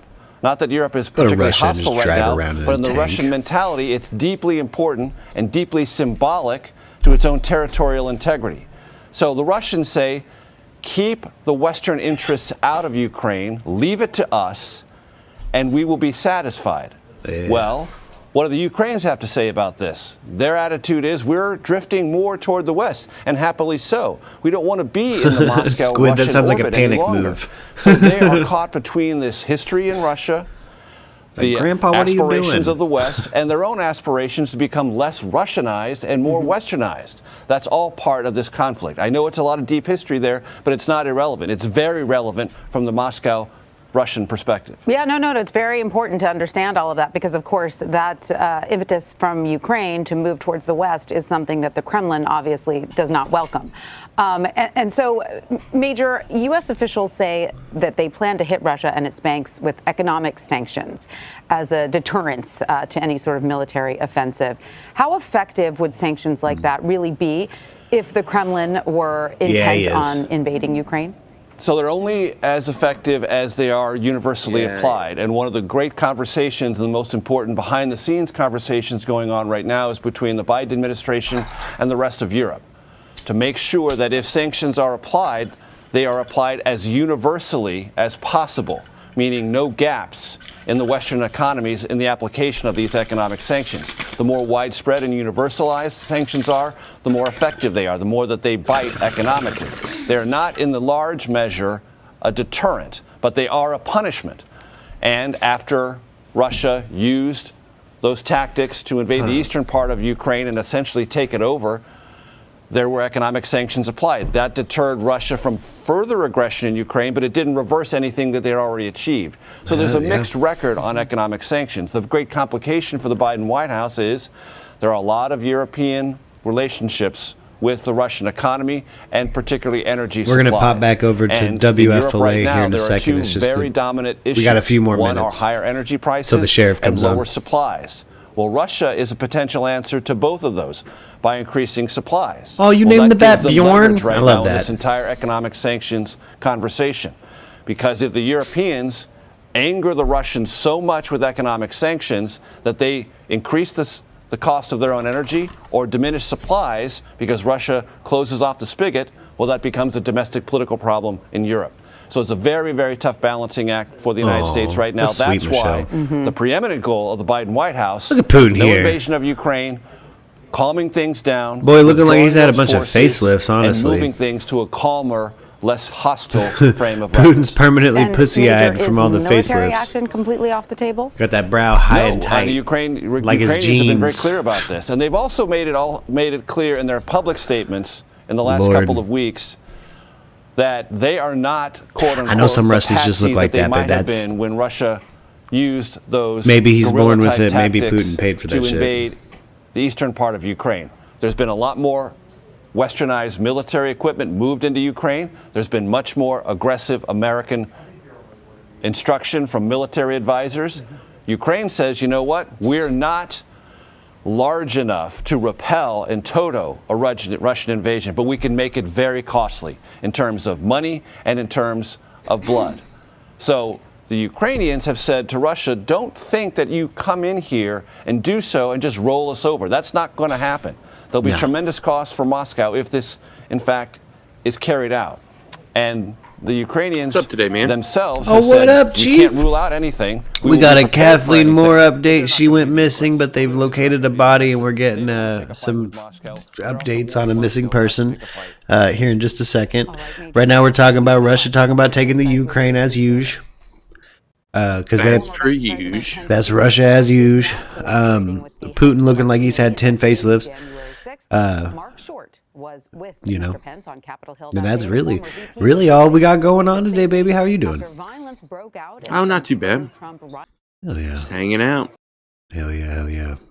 We're any moment we're supposed to get this fool, the sheriff back in Florida, man. We're back on a WFLA story on this channel, and fuck, it's thankfully something with some. There's an end to it. There was a boyfriend that killed a girlfriend, it looks like, and it's not going to go like Gabby Petito and Brian Laundrie. Thank fucking God. Yeah, thank goodness. Which I started covering it because nobody, like none of the other, like it was just local press that was at first, but she was just straight up missing for a while. Yeah. And her mother straight up said to the news, like, I know she's not an influencer or anything, and it's like, nah, fuck that. I'm gonna cover that one. And then old JB that was there with us through all of Brian Laundrie ended up covering Kathleen Moore too. So no shit. Yeah, dude. So we're going right back to WFLA. JB like got young Jeff Goldblum telling us all about it here in just a bit. That's all we got going on. Apparently Viagra is might be a valid cure for Alzheimer's. Which, you know, make of that what you will about the male form. As long as we stay erect, we keep our memories. I don't know what that means. You know, as long as that boner works, our brain will. Weird. I mean, tell me some of your favorite life memories aren't tied to sex. That's true. All right. That's true. That's, you know, it's just something you hope will die out, you know? And it's like, no, if it does, your brain will turn to mush, dude. You know, you can't. You have to stay fertile as shit and hard until you die. Hard. 4 hours, no problem. You go out like Hugh Hefner, just fully erect and smiling. Lord, just such a strange story. Shout out Umbra who sent that in, Lux's brother, and then we had a really lame ass peek inside of one of Jeffrey Epstein's Manhattan lairs. It was advertised as, but man, let me tell you what this lair looked like: a rich dude's house and massage room. Only thing honestly weird about the massage room, visually from these photos, is how close the phone was to the massage table, but that's just like dudes taking calls. But apparently in every bookshelf was like redacted weird shit that like ended up being either some CP or some like compromising information on government officials, or like, you know, this seemingly innocent rich person's home is actually, when you peel the layers of the onion back, a fucking den for a pedophilic monster. And that's wild. That's still just wild to me. And again, there's like a media blackout on the Ghislaine Maxwell trial, so there's nobody really talking about it. It's like you got to kind of dig for press, or it doesn't happen until the end of the day. Yeah. So covering it live has been a biatch. But shout out New York Times. I've been able to kind of check up on articles and stuff. Follow the trial live, which I'm going to do that here probably in a little bit. let the day round out for the trial and get all the info before I pop in there. And that's a killer. Norwegian Cruise Line spokesperson told us that. And dude, let me tell you about my favorite. I saved this one for the end, just kind of recapping the show for you. Now that we're functioning like halfway through the show, you know. Yeah, dude. They basically followed a trail of cocaine to Boris Johnson, the Prime Minister of the United Kingdom's fucking office. nice. Like, I saw a picture of him out on like an early morning drug bust in like full gear. Well, not like full gear, but like no, yeah, full gear, straight up dressed like a cop. Straight up sorta, dressed like a cop. Sorta. He didn't have like, but I guess probably like cops in the UK. I have no idea. They probably don't have like we do miniature militaries in each town. But. Well, yeah, he was in like some. I saw him in a straight up like Kevlar, but with a helmet and like all kinds of shit. I didn't see. See, he didn't have a helmet on. I could tell it was him by his hair. I was like, yep, that's definitely Boris Johnson. Yeah. No, he straight swatted up and went and busted some drug dens for TV, dude, for press. But then shoved some in his pockets. But here's the best. Here's the best part about this whole story, my man. Guess what? Guess what his response is when asked if he's ever done cocaine? Yes. No. He gives the Clinton defense. Well, some made it into my nose one time, but I sneezed and never inhaled. Nice, dude. Nice. Who the fuck? Just say you did cocaine. You're already the prime minister. You're not gonna. What are they gonna do to you, dude? Make you step down? Oh Lord. You know, what are they gonna follow it? This is post following a trail of cocaine to your office, bro. The jig is up. Like, I know that shit makes you confident, but good lord. And then Debbie was telling me that in the UK right now, there's like a hard crack problem. So the 80s showed up in the UK. We swapped drug problems. We have heroin as a problem here right now, and they got crack as a problem. Next thing you know, everyone's going to go broke in the UK and get on methamphetamines. Like, what the fuck? They shot me up, but they didn't shoot me down. Why are we what is happening? Like, just from a logistics perspective, how does cocaine get from South America to the UK with ease like that? Well, I guess with someone like the Prime Minister wanting it. So, I don't know. That's where I was, right up in the battle station. The crow's nest. I just see Boris Johnson acting out like he was Chris Farley. By Jove, you'll be living in a van down by the River Thames. All right, still no sheriff on the Kathleen Moore business, but I'm still updating and checking in. I want to hear this live press conference and have a nice solid round out to covering it. Hell yeah. On the stream. You feeling good today, dude? You look better. I feel a lot better today. By that I mean more glowy than normal, almost like a pregnant woman. You know what I'm saying? Thank you. You're welcome. Really, what's going on is I woke up and shat my guts out. Dude, I don't know. Clutch feeling. I mean, like, had to hold on to the toilet to not take flight. Like, it was bad. I don't know. I was pretty rough this morning, but allergy pills in, got some coffee in me, feeling a lot better. You know, the kind of upset stomach that leaves you feeling dehydrated. You know, like, I have no more fluid left in me. That was all of my fluids, including my blood. I'm dead now. I am dead now. Yeah, so I shat myself into beef jerky earlier. Rehydrated, I'm better. Feeling better. You know, I feel a little bit like a raisin that got turned back into a grape, but I feel good. And yeah, that's the scoop out there, Murkies. If you were wondering, just in case you were wondering, if you want the real behind the scenes on why the show was a bit late today, I was on the toilet for a long time. It was bad. I drank a whole bunch of Coca-Cola, ate some Twizzlers. By some Twizzlers, I mean I ate all the Twizzlers. So that's probably what did it to me. You know, you live, you learn. Yeah, live, laugh, love. Live, laugh. You gotta live, laugh, love, dude. You gotta just live, laugh, love. Oh, man, when they were actually selling that shit, I'm sure there's places still selling live, laugh, love shit, but oh my gosh. Having seen it in homes, I have one. Unironically. Fuck yeah. Hey, fair enough, though. I bought that shit 10 years ago. Exactly. Like, it came out. and that thing has just been here the whole time. So it's not like I'm out there searching for it, but I do own a piece of that in my house. So I am also laughing at myself. Seeing it unironically, dude. There's people who had whole kitchen and dining rooms that were Live, Laugh, Love. like they bought plates. every piece. They break out fucking plates. This Live, Laugh, Love.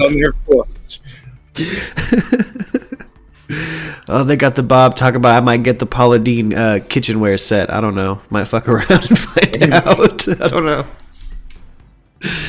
Oh man, when Paula Deen was canceled, I thought we would have to call. I thought we have to go check on Bob or something.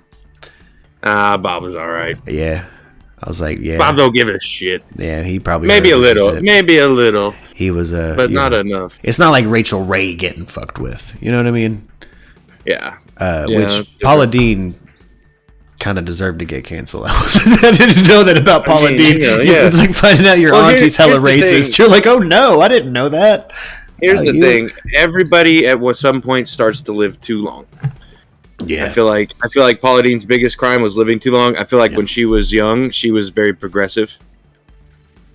But time's a hell of a thing, bro. And if you have a kid, or find a job that you're really into, or do anything that puts you in essence under a rock for a few years, you'll be surprised that you might come out of it sounding racist because you're not up with the times. Yeah. Oh yeah. It's happened to older Murkies on the stream before, where it's like somebody just says something innocuous, and then in the chat they're like, "That's not what you call us," and they're like, "Oh shit," that shit happens.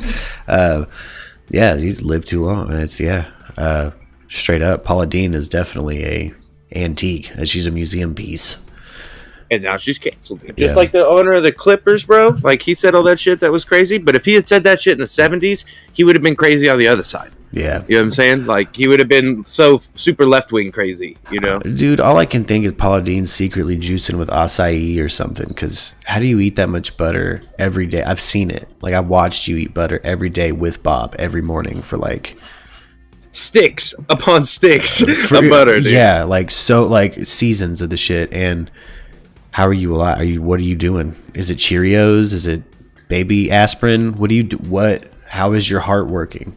Did it pickle you? Can you did it enough pickle butter? you? Are you now pickled? Yeah, like is it like the spice melange? Like if you do enough of it, you either go crazy and die, or you live forever.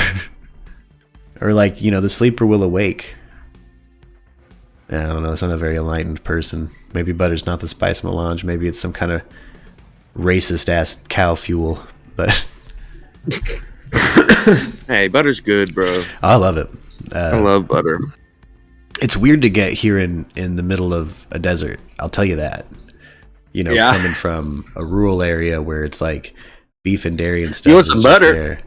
Here, have some butter. Take a stick home with you. Yeah, I used to just call my pop and be like, butter steaks. Oh, hold up, we got JB back, baby. Your 4:45 Eastern Time. Sheriff Chris Nacco is going to be coming up with an update on the Kathleen Moore homicide investigation. 15 more minutes. Got something for our YouTube audience. Our YouTube audience sticking around here waiting for that 4:45 Eastern Time update. Loading up some stuff for our next stream.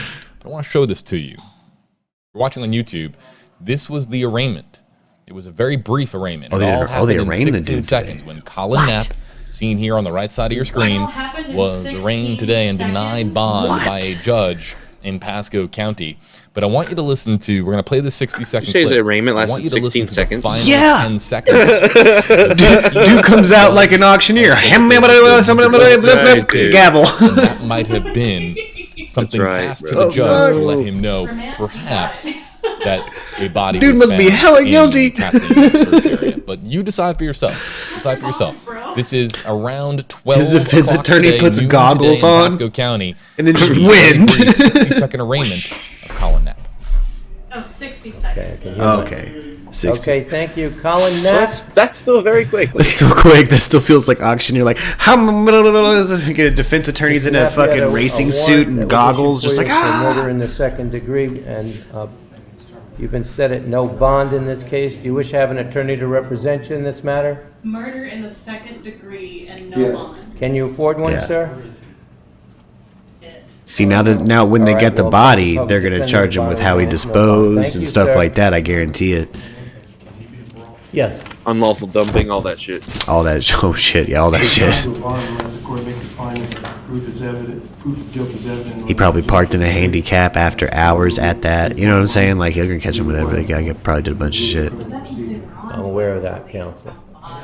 Well, apparently they said in the news earlier they had found in a dumpster new developments in that case. a bunch of her clothes and a bunch of blood. So Okay, next case.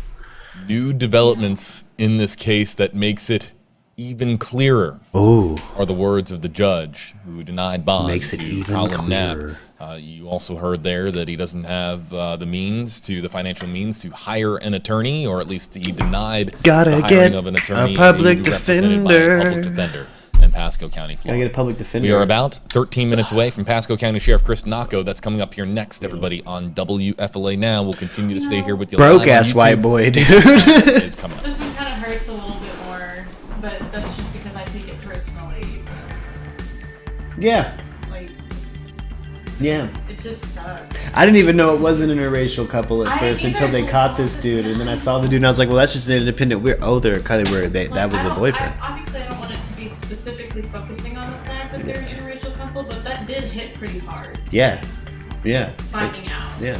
Because like most of the time when you see this shit, it's usually same-sex couples. Usually on the news, it's usually same-sex couples. Or not same-sex, same-race couples, we're YouTubers that have to deal with shit like racist and anti-Semitic DDoSs.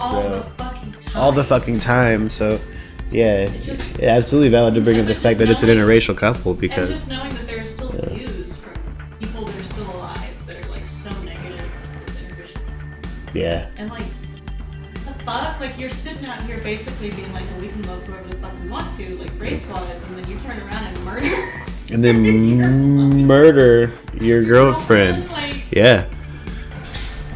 Yeah. I want to watch that trial. Yeah.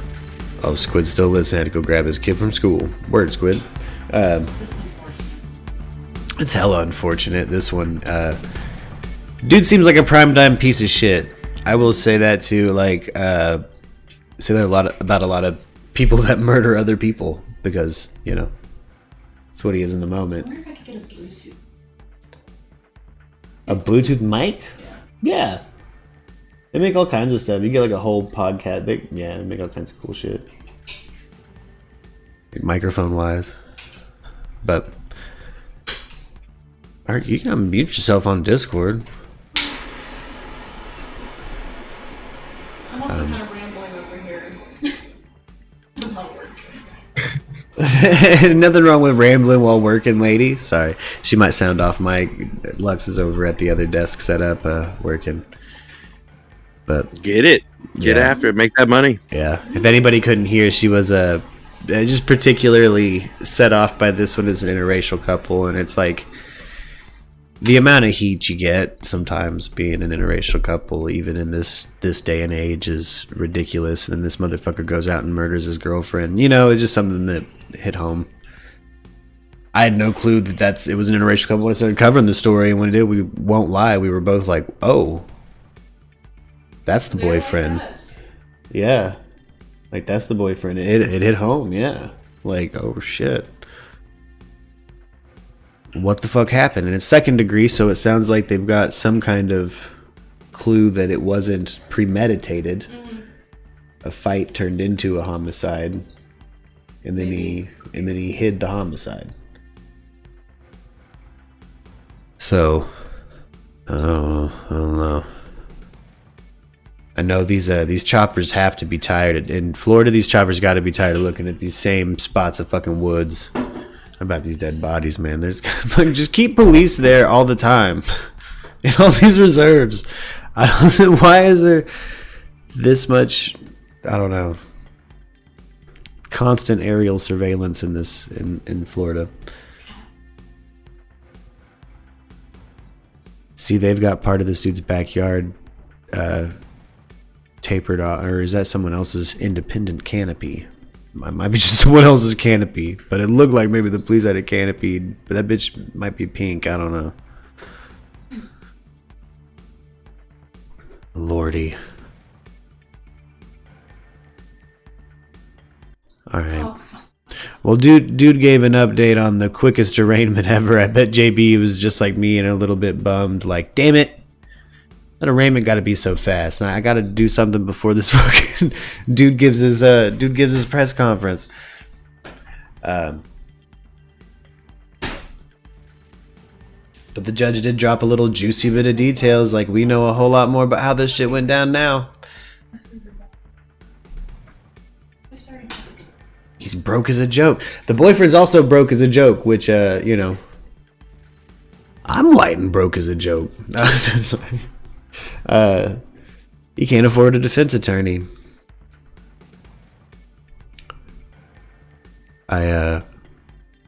Would you take him? Would you take him, Jameson?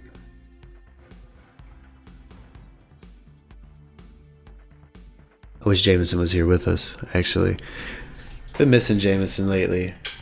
Again, wish there was something like somebody sneaking some bootleg footage of the Ghislaine Maxwell trial. You know what I mean? Jameson would represent anybody, he says. Word. I figured so. I wondered, you know, how would you... I'm interested to see how this goes in court. I know it'll be a while before we get any of that, but we're also dealing with a judge in Florida that's arraigning motherfuckers in 60 seconds. Arraigned in 60 seconds. Starring Nick Cage and Angelina Jolie, dude. Oh, man. Phew. Fucking arraigned. Your court date is goddamn September, blah, blah, blah. Like, oh, shit. We charging you with this, fool. Fuck. They team up with, like, the fastest process server in the game.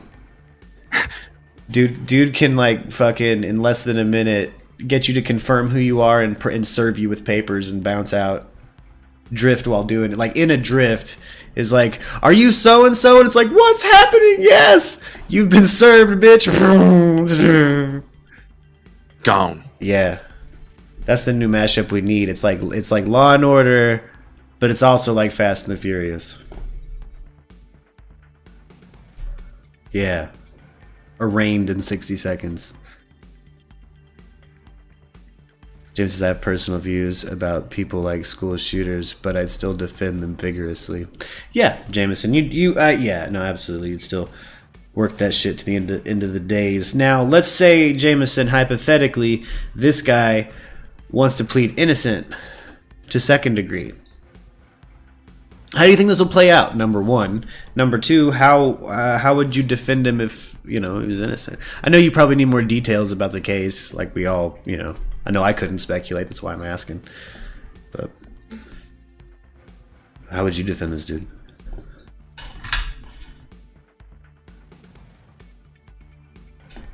Hit up that classic playbook and just like kind of wait for the prosecution to kind of reveal what angle they're going at, if you can't already deduce that by the charges pressed, and just start building a strategy to poke holes in it, or start working a plea deal because this motherfucker is guilty.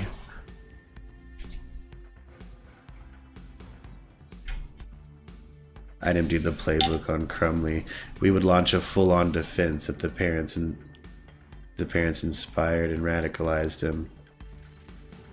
Word. I'd drop the... Hell yeah. Word that the parents inspired and radicalized him. Hell yeah, Jameson. See, Crumley, I feel like maybe needs a good defense attorney. He is still a child, and I feel like the parents did radicalize him. Like, you wouldn't have to present that too hard for me to be on the side of that. That's why I'd make a horrible juror in the Crumley trial. Like, but Jameson, yeah. Absolutely. Like, that's a good way to do Crumley. And also fucking get the parents where they need to be got. All right, we got WFLA back, baby. What we got? What you got? You back with this, JB? Are you fucking with me? 1-800-ASK Gary. What? 1-800-ASK Gary. It says it on the WFLA starting like standby for stream. Oh. They got a 1-800-ASK Gary. I don't know who Gary is, but apparently you can call him and ask him shit. I wonder if he gets questions sometimes like, have you heard about this story? Will you Google it? real quick. Everybody, JB Buno, stand by for stream here coming up on WFLA Now. Wait, what? He just did his title card and bounced back out again, JB. Do you have the shits too, Britt? He's having needed a couple breaks today. Damn, this ad break's been going on for a minute. Yeah. WFLA Now will begin momentarily. 1 more minute. All right, watch this countdown happen. Let's go to this. Let's go to this business here.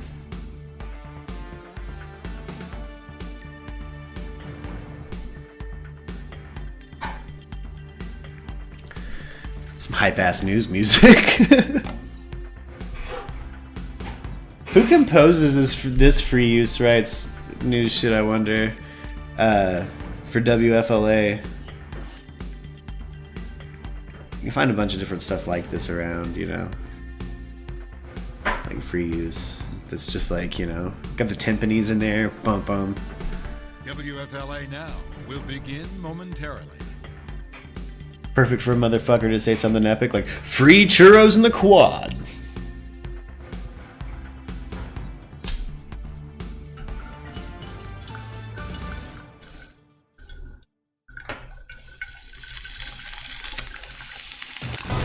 Streaming live on WFLA Now, powered by 1-800-ASK-GARY.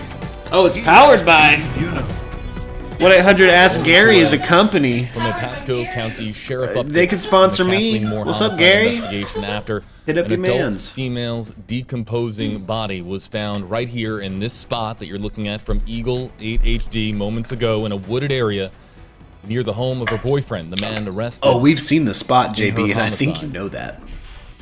Boyfriend Colin Knapp. Hey there, everybody. JB Buno here with you live on WFLA Now engaging our Dude Facebook looks Live like the audience action yet Bronson again. you Let's have again at show home. you the spot. This was Eagle 8 HD. Within about 90 minutes or so from right now, Eagle 8 HD making the flight to Newport Richey, where That's a Action Branson. decomposing body was found by somebody Missouri. walking in the area of Carmel Avenue. That is the area where Colin Knapp lived, and the area, of course, where get you. Kathleen Moore was last seen or last Yeah. known to be. The Pasco County Sheriff's Office has called a 4:45 press conference. We're expecting I to love learn roasting more about criminals. this discovery behind the home in the area of Colin Knapp's home. And we'll show you here from the Pasco County Sheriff's Office. The podium has been set up, and we're about to see Pasco County Sheriff Chris Naka. But before we do so, we're here with you live a little bit to give our audience an opportunity to kind of file in on WFLA Now. And I want to show you something that we didn't get to show our Facebook Live audience in the previous No, stream. JB, It put is that a assistant back on. 60-second arraignment She's that kind of happened cute. today Put her in back Pasco on. County Court. I want to see what It was she's the arraignment saying. of Colin Knapp. I'm infinitely more interested in her than Video you of right him now, in dude. the What are you courtroom, doing? appearing virtually as we're doing still amidst the pandemic. And I Is want you to pay she attention. We're gonna 100% play the my 60 type? second Leave me clip. Again, alone. The entirety of the arraignment was done in 60 seconds. But the final Did I few mean to say seconds of any of this clip, out you're gonna loud? hear No, the but judge JB, say fuck that off. new Go back to the updates podium and see shit. new Who was that developments. Latina Listen for yourself. mom? This Who was earlier that? today about noon Eastern time, the arraignment of Colin She had Knapp a in cell Pasco phone, so I County. know she's got a number kind of thing. Like, what the... Okay, thank you. Colin Knapp. My brain is seized. Mr. Knapp, you had a warrant that was issued for you for murder in the second degree, and you've been set at no bond in this case. Do you wish to have an attorney to represent you in this matter? Yes. Can you afford one, sir? No. All right, well, appoint a public defender. The bond remain at no bond. Thank you, sir. Your Honor? Yes. He's entitled to a bond unless the court makes a finding that proof of guilt is evident or the presumption is great, as per Rule 3.131 in the Rules of Criminal Procedure. I'm aware of that, counsel. I know you. Okay, all right. And I am making that finding. So Thank you, Judge. perhaps you're not aware of there's been new developments in that case as well. Ooh. It makes it even clearer. Okay, Oh. next case. Makes it Judge even Mansfield saying clearer. that there were new developments in the case that make it even clearer. Now, we don't know what the developments were, but the person walking in the area of Carmel Avenue found the body. or alerted authorities of the body being discovered in the area of Carmel Avenue around 11:30. That arraignment happening about half an hour later. So it's certainly possible that that was the developments they were talking about, but perhaps we'll find out more from this press conference. That you see the podium set up on the right side of your screen. We're moments away from Pasco County Sheriff Chris Nacco from holding his second press conference in a 24-hour period. Last night it was to confirm that not only is Kathleen Moore deceased at the age of 34, but that her 30-year-old boyfriend, Colin Knapp, was arrested in her homicide after blood-soaked clothing were found in the dumpster of the restaurant in which he worked. That restaurant being Harold Seltzer Steakhouse in Pasco County. And now you just saw there in the video the arraignment. We have Colin Knapp arrested and denied bond, serving being behind bars on the second-degree homicide charge. So we'll hit the touchscreen here. Do you think they're going to catch him for the 8 blooming onions he probably murdered that night too? Moments away from speaking at the podium. This big motherfucking asshole. Whether or not the update is, of course, the update that we all are thinking about as far as the remains that were found right in the area of Colin Knapp's home in Newport Richey. The discovery made this morning, and I'll read as we await Pasco County Sheriff Chris Nacco. I will read the update. They're finding shit all over the place on this. He must have. I don't know. Yeah. And this was he needs to on just Twitter. It was available on release a statement as to what places. the fuck happened. But I'll read and it confess here as and get the follows. guilty. 11:30 a.m. this morning. You know, Pasco Sheriff's we all go to Office Chili's. received a report from an individual walking in the area of Carmel Avenue, Newport Richey, of a decomposing body. The body has been determined to be that of an adult female located in a wooded area and covered by thick brush. We do not have any information regarding the identification of the deceased at this time, and the investigation is ongoing. PSO continues to investigate all leads pertaining to the investigation of Kathleen Moore's homicide. Anyone with information in this case, submit a tip to the Pasco County Sheriff's Office at 727-847-8102, option number 7. Any further updates will be provided once available. They then announced about an hour or so later that Sheriff Chris Nacco will be providing a 4:45 update in the Kathleen Moore homicide investigation, and that's what you're looking at here on the right side of your screen. So within moments, I'm sure that Sheriff Chris Nacco making his final preparations, going over his notes, and giving, again, his second press conference in a 24-hour period. Sheriff Chris Nacco on the Kathleen Moore. We know, in fact, is about the Kathleen Moore homicide investigation because a media alert went out to the media informing us that it was pertaining to the Kathleen. Florida being classic, Florida not knowing what the fuck to do with the camera or sound or set up a press conference. NBC station, but wanted to again get here live and give everyone. I feel like we're on the 50th jank ass Florida press conference. It's difficult for some people to find the stream on Facebook. We try to be as live and as accessible in as many places as possible. Facebook Live on the WFLA, WFLA-JB Facebook accounts. WFLA Now on YouTube, as well as on WFLA.com and the WFLA app. We want to give everybody the opportunity to hear the very beginning of the press conference because usually, the beginning of the press conference is where they announce. I swear I've seen that same poor queen setting up mics for these schmucks. If you're just filing in, if you're commenting along here with us, you haven't missed in like anything. 8 different counties in Florida stories now. Chris Nacco is going to be speaking here in a moment about the Kathleen Moore homicide investigation with an update. Sound Let's engineers. Show you again this area, and I have it here on the out of the corner of my eye on the touchscreen. We can go over to the press conference as soon as Nacco walks up to the podium. But this was, if you didn't see the previous stream, this was Eagle 8 HD's trip to Newport Richey. And as soon as Eagle 8 HD was there and the news chopper, our news chopper was in the air, the Pasco County Sheriff's Office setting up a tent to ensure that nothing could be visible from the sky. When they discover decomposing remains, the decomposing body, of course, the procedure is to gather all evidence, photograph the area. There's a procedure, a forensic procedure that takes place. So that procedure was taking place when Eagle 8 HD arrived at the scene. Once that procedure is concluded, the remains can then be transported either by the coroner, the medical examiner, wherever the body is going to be taken to for further examination. So that's when we got there at the scene with Eagle 8 HD, and we're now, again, moments away from the Pasco County Sheriff having their press conference here at 4:45 Eastern Time. The time now, 4:51 Eastern.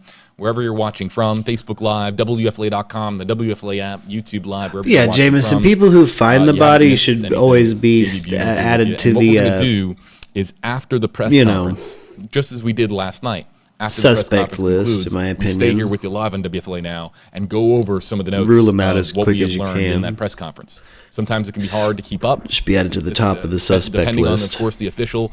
Some law enforcement officials Rule will speak them very, out very quick quickly. as you It's very can. hard to decipher all that information in a short amount of time. So we'll stay here with you live and talk about This case where that the happened as they're investigation trying to goes rule from out here the and what we boyfriend have learned. We're unsuccessfully gonna and break just it finding down blood for and you clothes. and talk with you, our audience, interactively on WFLA Now as soon as the press conference is done. But if you're just finding this live stream on Facebook Live, on YouTube Live, you haven't missed a thing. Sheriff Chris Naka, moments away from speaking here in Pasco County. Joining us on YouTube Live, we have Anna, Dominique, Jason, Kathy, Janine, Judy Jovi, Lauren Hall, Patty. A lot of folks joining us on YouTube Live. And again, we'll be engaging with you and trying to answer your questions based on the comments that are made by Sheriff Chris Naka once they do come in. And again, you can use hashtag HAB and we can feature your comments interactively on screen. This is an interesting question here from Raven Spencer. Is there a chance of upgraded charges? We'll bring up this question here as we await Sheriff Chris Naka. Raven Spencer asking on Facebook Live, hashtag HAB, once they have the body, can they charge him with first-degree murder? I asked because I thought someone mentioned he is being charged with second degree right now. And this is what we do interactively on WFLA Now. We can talk to you about the stories that we cover and make sure that there isn't misinformation online. There's always going to be misinformation online, but we can always talk I think with if they're you going to and keep interact it with your second audience. degree, they're just going There to, it's is like a we charge said, right and they're now, going second degree to homicide press forward for Colin with Knapp. Again, we'll throw him up here on your screen. Second degree homicide. Is there the a way chance he that it gets treated the upgraded body. to first degree? Absolutely. It, of course, depends on where the investigation takes them.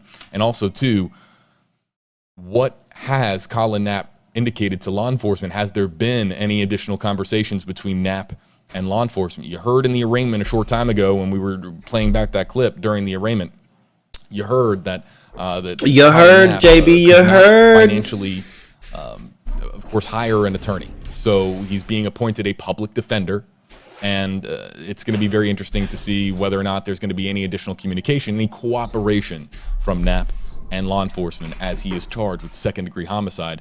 But to answer your question, Raven, is there a chance that we have an elevated charge? Absolutely. The Pasco County Sheriff's Office could be and likely is in contact with and has been in contact with, of course, District Attorney.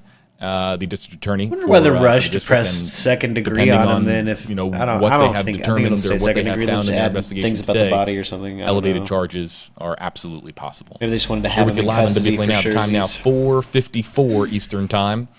So They we're had expecting enough, like, Sheriff we could Chris take him to Naka trial here without a body. momentarily. I believe that we also have a shot from Must outside. be a lot Yeah, of we do. blood.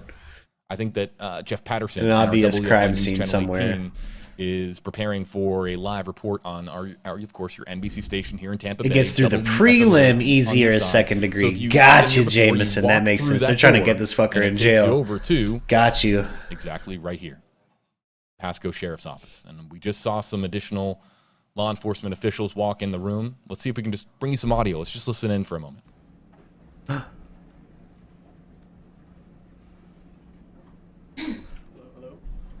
There's the detective who we heard from last night and other law enforcement officials.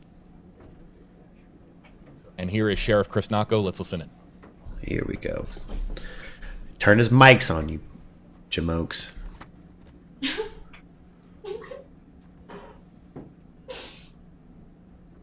This camera. They're not doing it right. This camera person.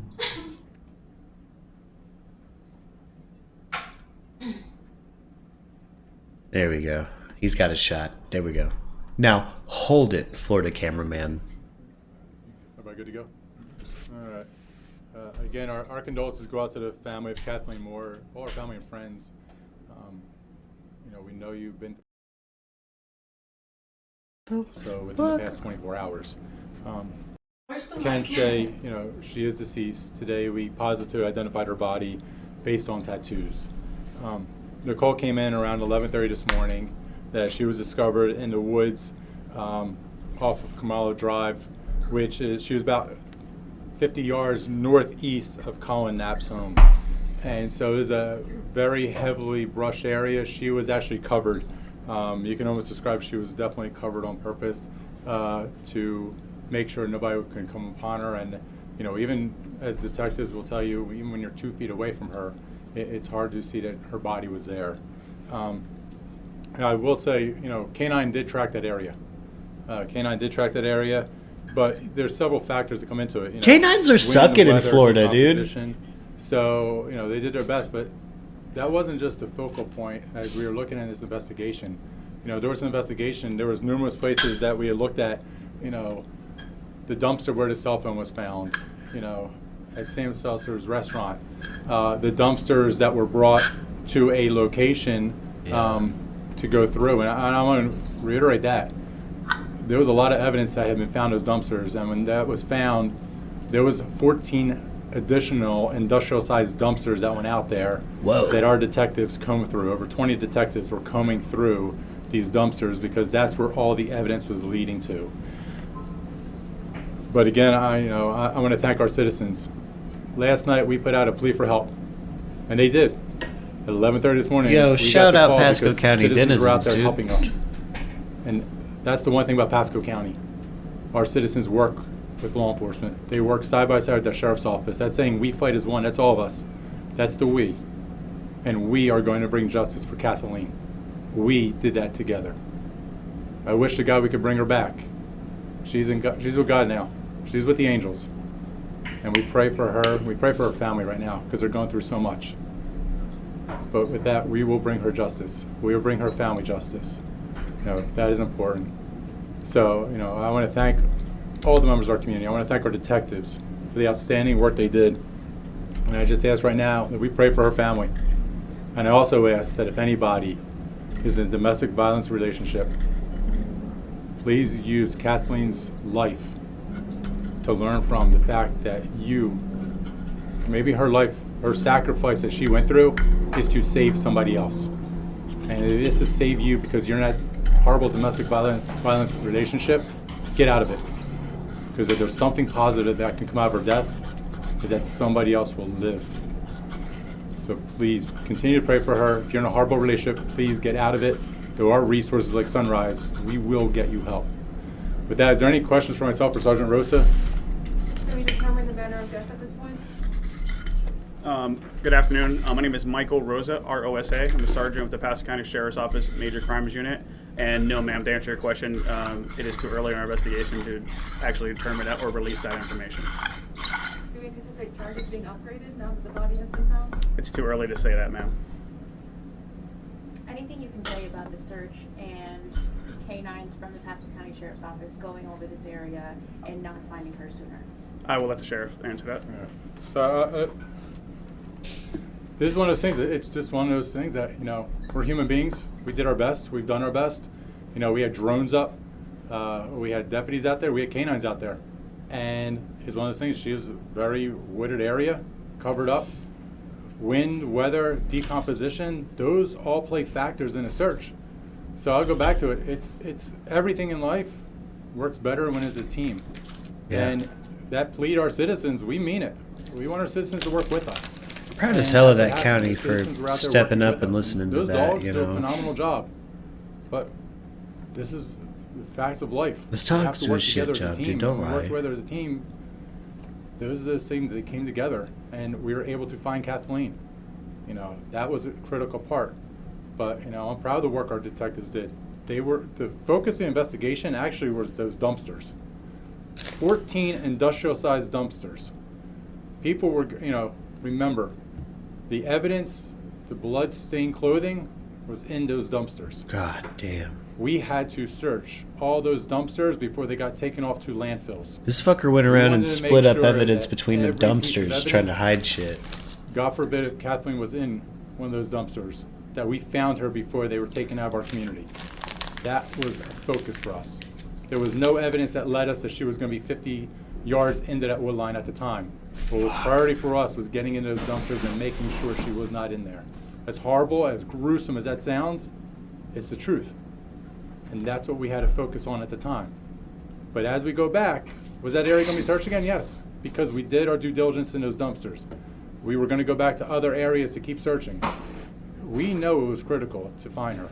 We know that it was critical to Bruce Bartlett's office at the state attorney's office to make sure that they get prosecution. And I know, and I heard people, oh, how can you make that arrest? You know, how can the state attorney get a warrant when there was no body? There was a lot of evidence. But we know finding her. A lot of evidence. There was a lot of evidence. I can't imagine a family, you know, one is knowing she's dead, but even worse is not knowing where she is. We put the evidence in a dumpster, Jameson. But yeah, the people have put bodies in dumpsters. I don't get it. That part where people say, I can't believe that, you know, well, how can you not find her? It wasn't the focus at the time because all the evidence led us to believe she may have been in one of those 14 dumpsters. Can you talk a little bit about the evidence, a little bit more about the evidence that you guys used to make that arrest yesterday? Obviously, we couldn't talk about it because we hadn't found her. Right. Does finding her now change that? And I'll let Sergeant Rosa, because they're the ones going to be working with the prosecutors. So, not necessarily, ma'am. So we can tell you that it was more than just the blood on our defendant's pants that led us to the arrest. However, a lot of information we cannot reveal at this time. I will tell you that my unit and my leadership has worked multiple homicide investigations, and our investigations don't stop after an arrest. Our investigations, most of the time in homicides, begin after an arrest. So we were planning on doing multiple other things during this investigation to include researching those woods. Word. Can you talk a little bit about the tattoos that were used? Sergeant Rosa, fuck yeah. Where were those located, and what were those of? Probably out of like respect for the family, I'm not going to give you where the tattoos were located, but there were multiple tattoos that specifically identify her. Are you able to give us a time of death or an estimation on when you believe she might have died? No, ma'am. And at this point, we are working on that right now with different scientists right now to figure that out. But however, we cannot give that. I would be guessing at this point. You had a message for Nap yesterday. You were pleading with him to say something to help us find her. Obviously, that didn't happen, but now that we found her. Yeah, AT Gardens has a big thanks to all the officers that had to go through those dumpsters. I just want to hit this other part too.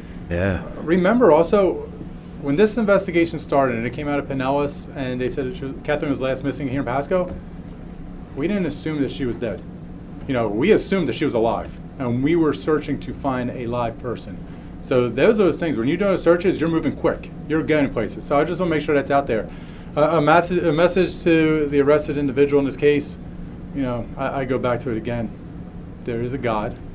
There's a God who knows everything. And he cannot take back, the suspect cannot take back what he did in this case. But what he can do is make something positive going forward. Make it easier on the family. Answer their questions. You know, answer the why. Yeah. Because we have the evidence. We have Kathleen now. If he wants to make a positive difference in somebody's life, help the family out. Answer their questions. Give them a little bit of piece of justice back. Give them, you know, don't let them live with that why the rest of their lives. Answer their questions. I'm just like, dude, pray, yeah. That's the only thing right now, the only thing that he could do that would be a positive in somebody's life.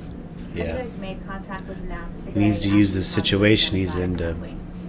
No, ma'am. Last time we spoke to Mr. Knapp, he said that he no longer wanted to answer any more questions. So at that point, we stopped. Is it possible that she could have been moved from a primary location to the second location, or do you believe this is where the crime occurred? We probably can't answer it at this point. Our investigation is still going. I really can't answer that at this point. I apologize. You said she was covered. Was it with a blanket? Was it with dirt? She could like buried? Like, can you kind of describe? So the best way to say that she was covered by the environment outside. All right. We appreciate it. Thank you all very much. Thank you for your time.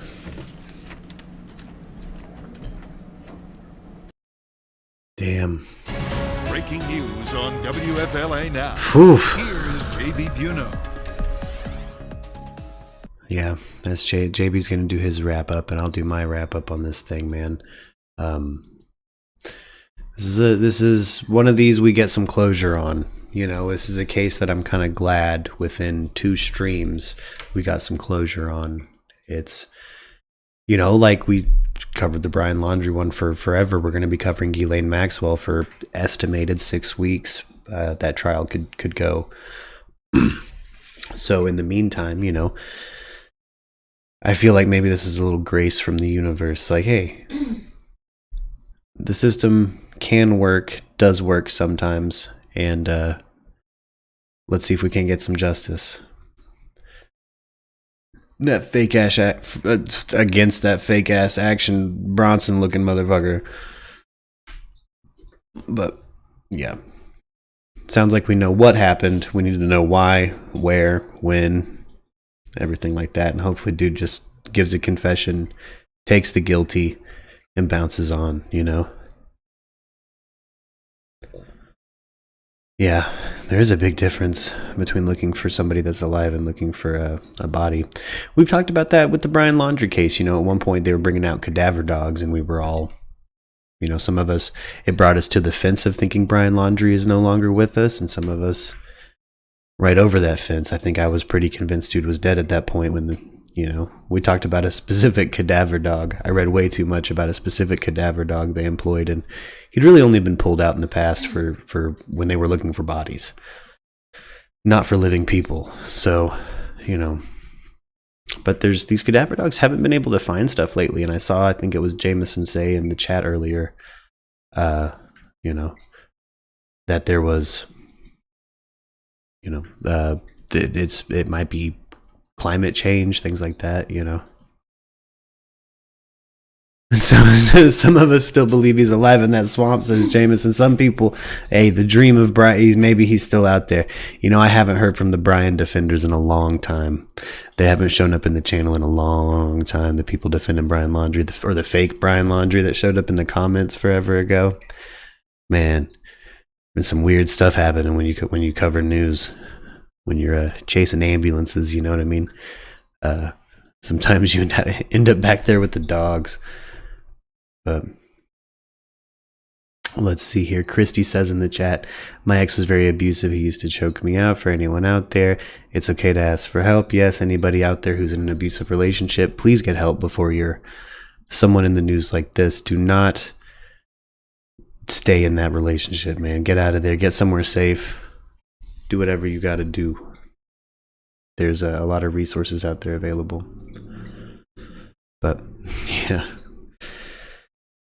some people out there still, I'll still get probably an extra 100 people pop in if I bring up Brian Laundrie in a title. It's funny. It's that Brian Laundrie story went deep. People are still obsessing over that or trying to attach him to Moab and shit like that. And it's like, dude, story's over. We got closure. Closure received, Everything else has been just clickbait on that dude. The Wells case is still going hot and heavy. I've been meaning to look for just some updates on the search for Summer Wells, because they were, last we heard with Summer Wells, they were searching around the property. Now, we saw on the stream in the past a lot about the Summer Wells case and the Summer Wells situation in particular. Let's see if we can't find an update. 6 days ago, 2 weeks ago, 3 weeks ago, 6 days ago. Let's put some filters on.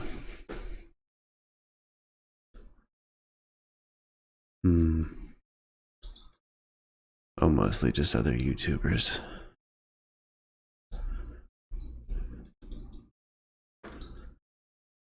Here we go.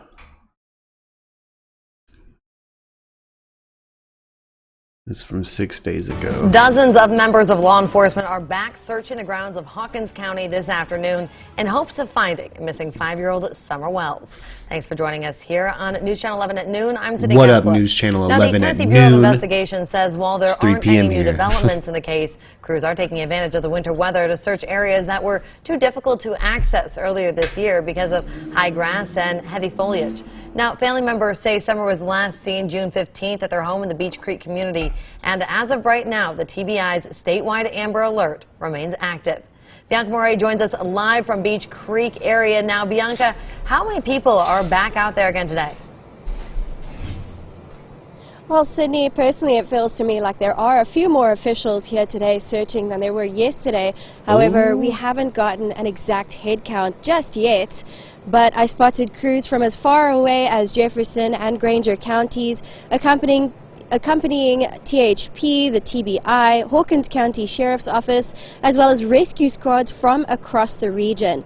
Hawkins County Sheriff Ronnie Lawson told us yesterday that crews would be searching practically every square inch that they searched during the summer, but that they think the efforts might be a little bit easier this time around since the thick summer vegetation has died down with the frost and Yeah, Molly cold did weather. go out there. I was Now, the about to TBI told search me that, yesterday see if we they can't had catch up received on Aunt roughly Molly. 1,500 tips in this case, and that they ask anyone living in the Beach Creek community to continue to check their properties and trail camera Danny Drew, footage yeah, for any Knapp's sign gonna of get summer got in wells. prison. Live in Beach Creek, Bianca Marais, News Channel 11. Bianca, thank you so much. Now, the TBI is continuing to ask for credible tips to help find Summer. Just call 1-800-TBI-FIND or email tips to tbi@tn.gov. Now, remember, the reward fund for the missing Hawkins County 5-year-old has surpassed $70,000.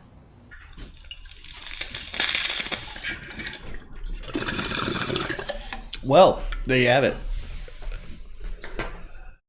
Let's see if Molly Golightly posted an official update that stayed up.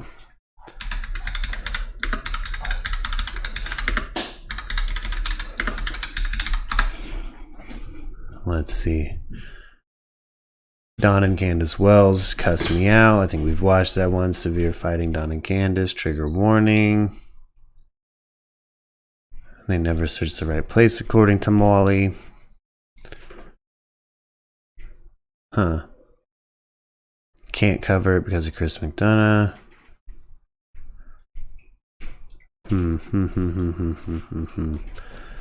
Let me put a filter on. Let's do this week. Let's see. Yeah, she deleted her video from it.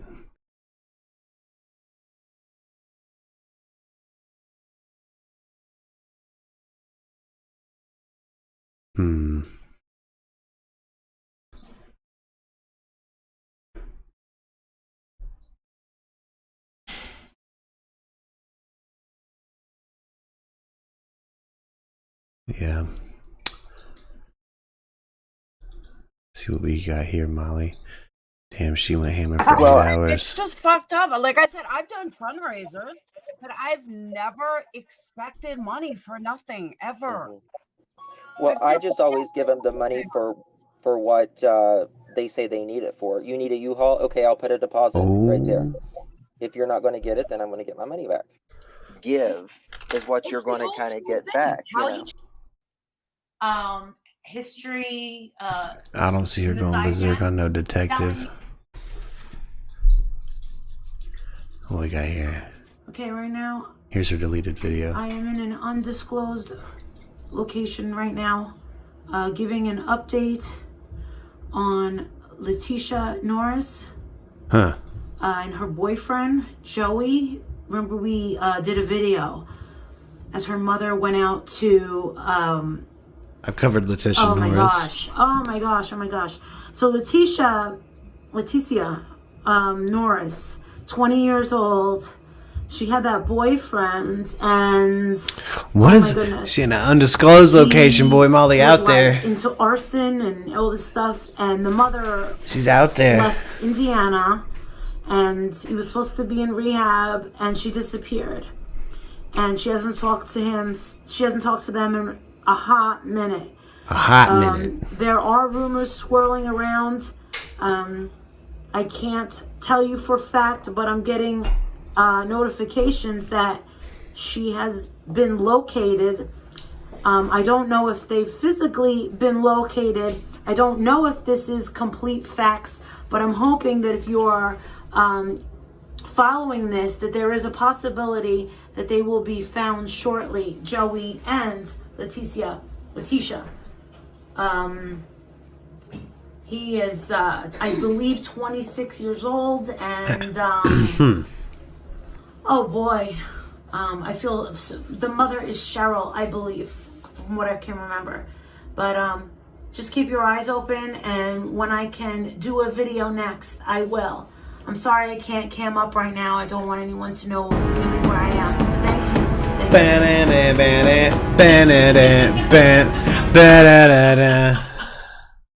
I'm sorry, I can't update right now. I'm in an undisclosed location. Girl, you out there. She off the books.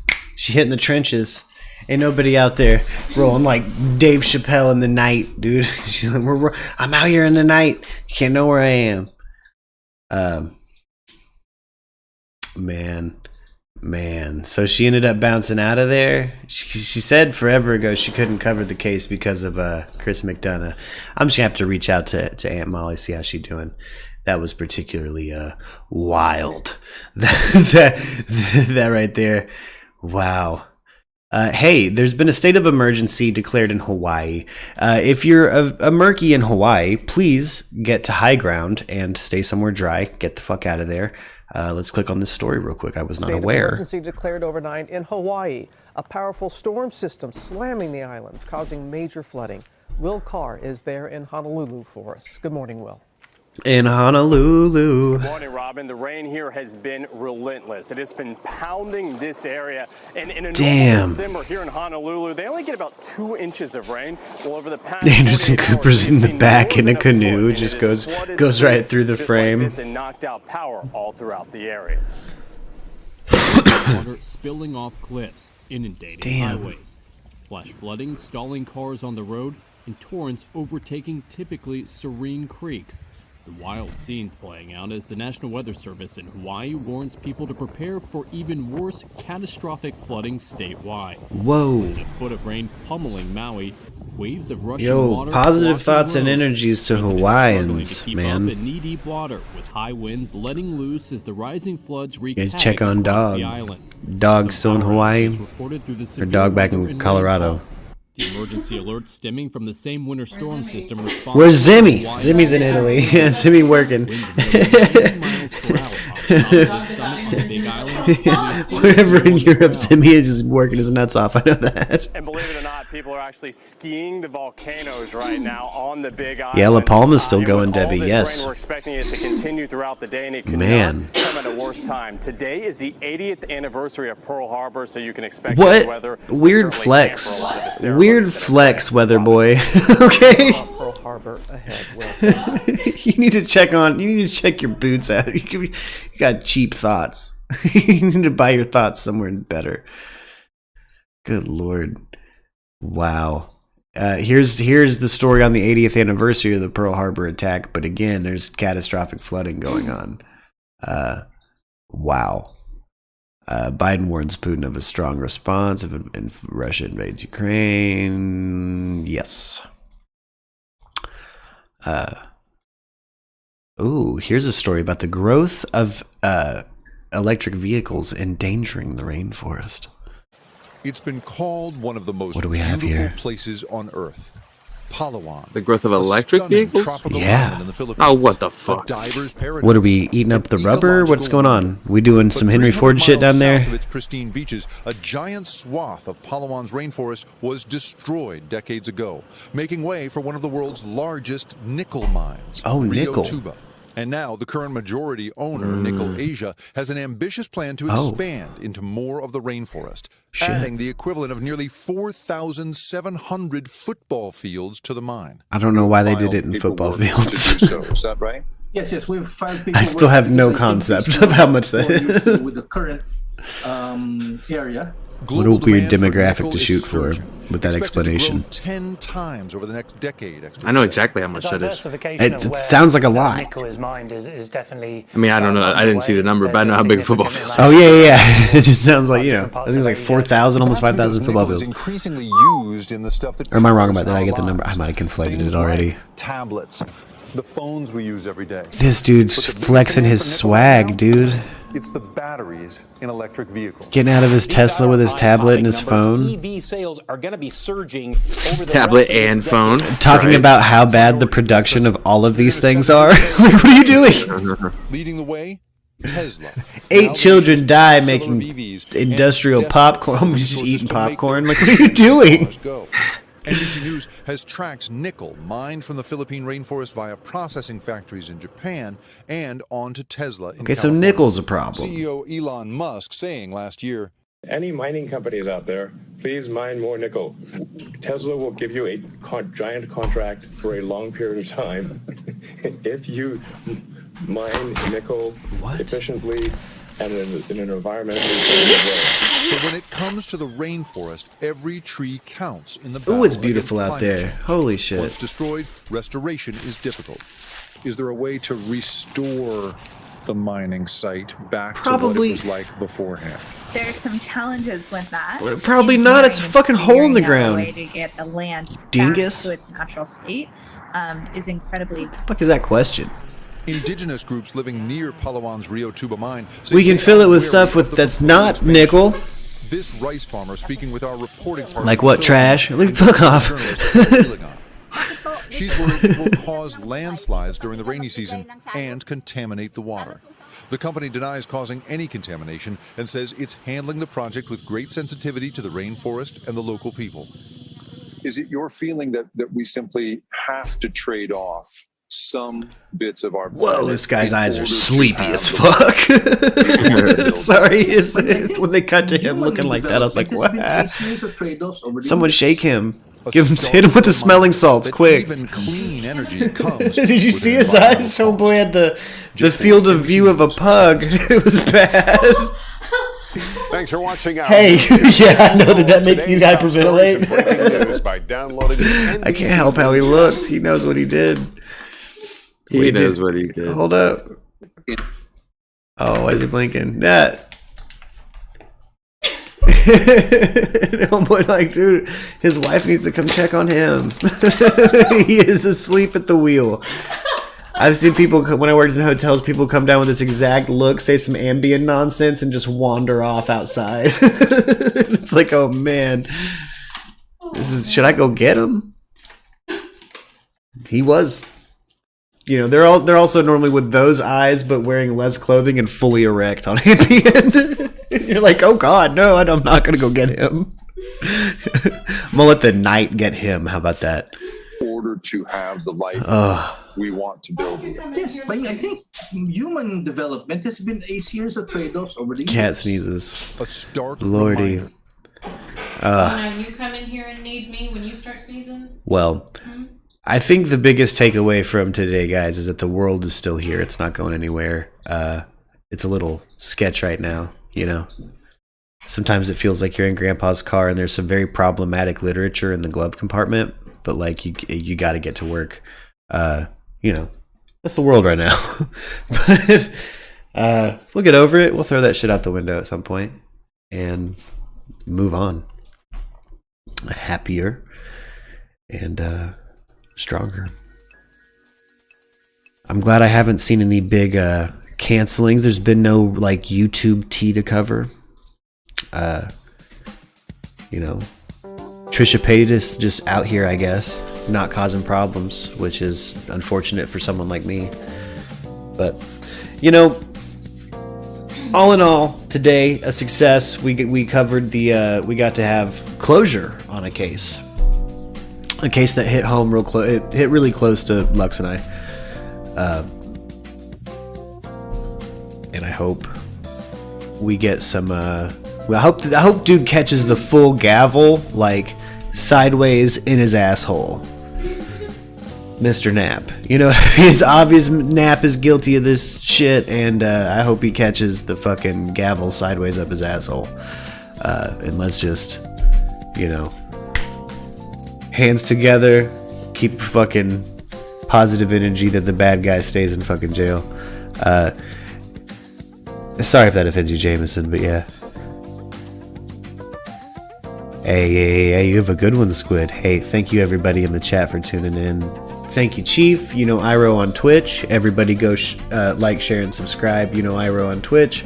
Justin, Craft Thicket Forge, got him on Instagram. He's on Facebook, all social media. Graph, we got Graph. I don't know if Graph has anything to plug. You're normally just kind of lurking. That's cool, man. Ain't no trouble there.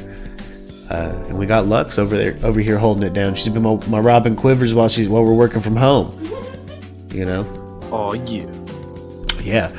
She's actually over here doing stuff. I'm kind of glad she has this desk situation a little further away from me, because now I can't like read what's going on her screen and see like the craziness that she's working with, because there's like, again, like 8 levels of NDAs between me being able to be like, oh my god, and you know, and it actually happening. But it's been a pleasure, everybody. Hold up, runny nose. My allergies are shite today. This kind of wraps back full circle to you asking me how I'm doing and me telling you I shit all the liquid in my body out this morning. Now it's trying to come out through my nose. But I feel pretty good. It's just my autoimmune disease, I think. And, well, all the junk food I ate is the stomach thing. But this, yeah, just my autoimmune disease. But I love you guys in the Discord. I'm going to pop out of here. And I'll see you guys around the corner. And a reminder to everybody out there who's watching, this is the special ad break. We are brought to you by BARKBOX. It's a monthly subscription service. It gives you little treats and snacks and clothes and costumes for your dog if you'd like. Exclusive link in the description. If it's your first time signing up this month, I think you get a Charlie Brown themed dog shirt. Interesting. Not why I kept it this month. Just happened to keep it this month.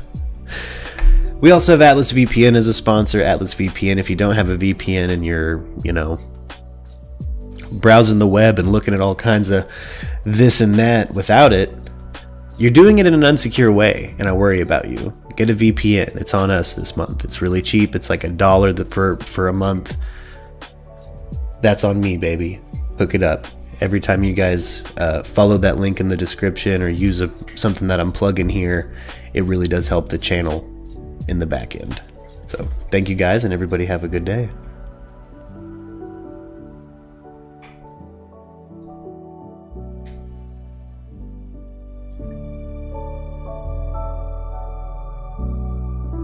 And be sure to get the limited edition Champion Merctus hoodie in the merch store.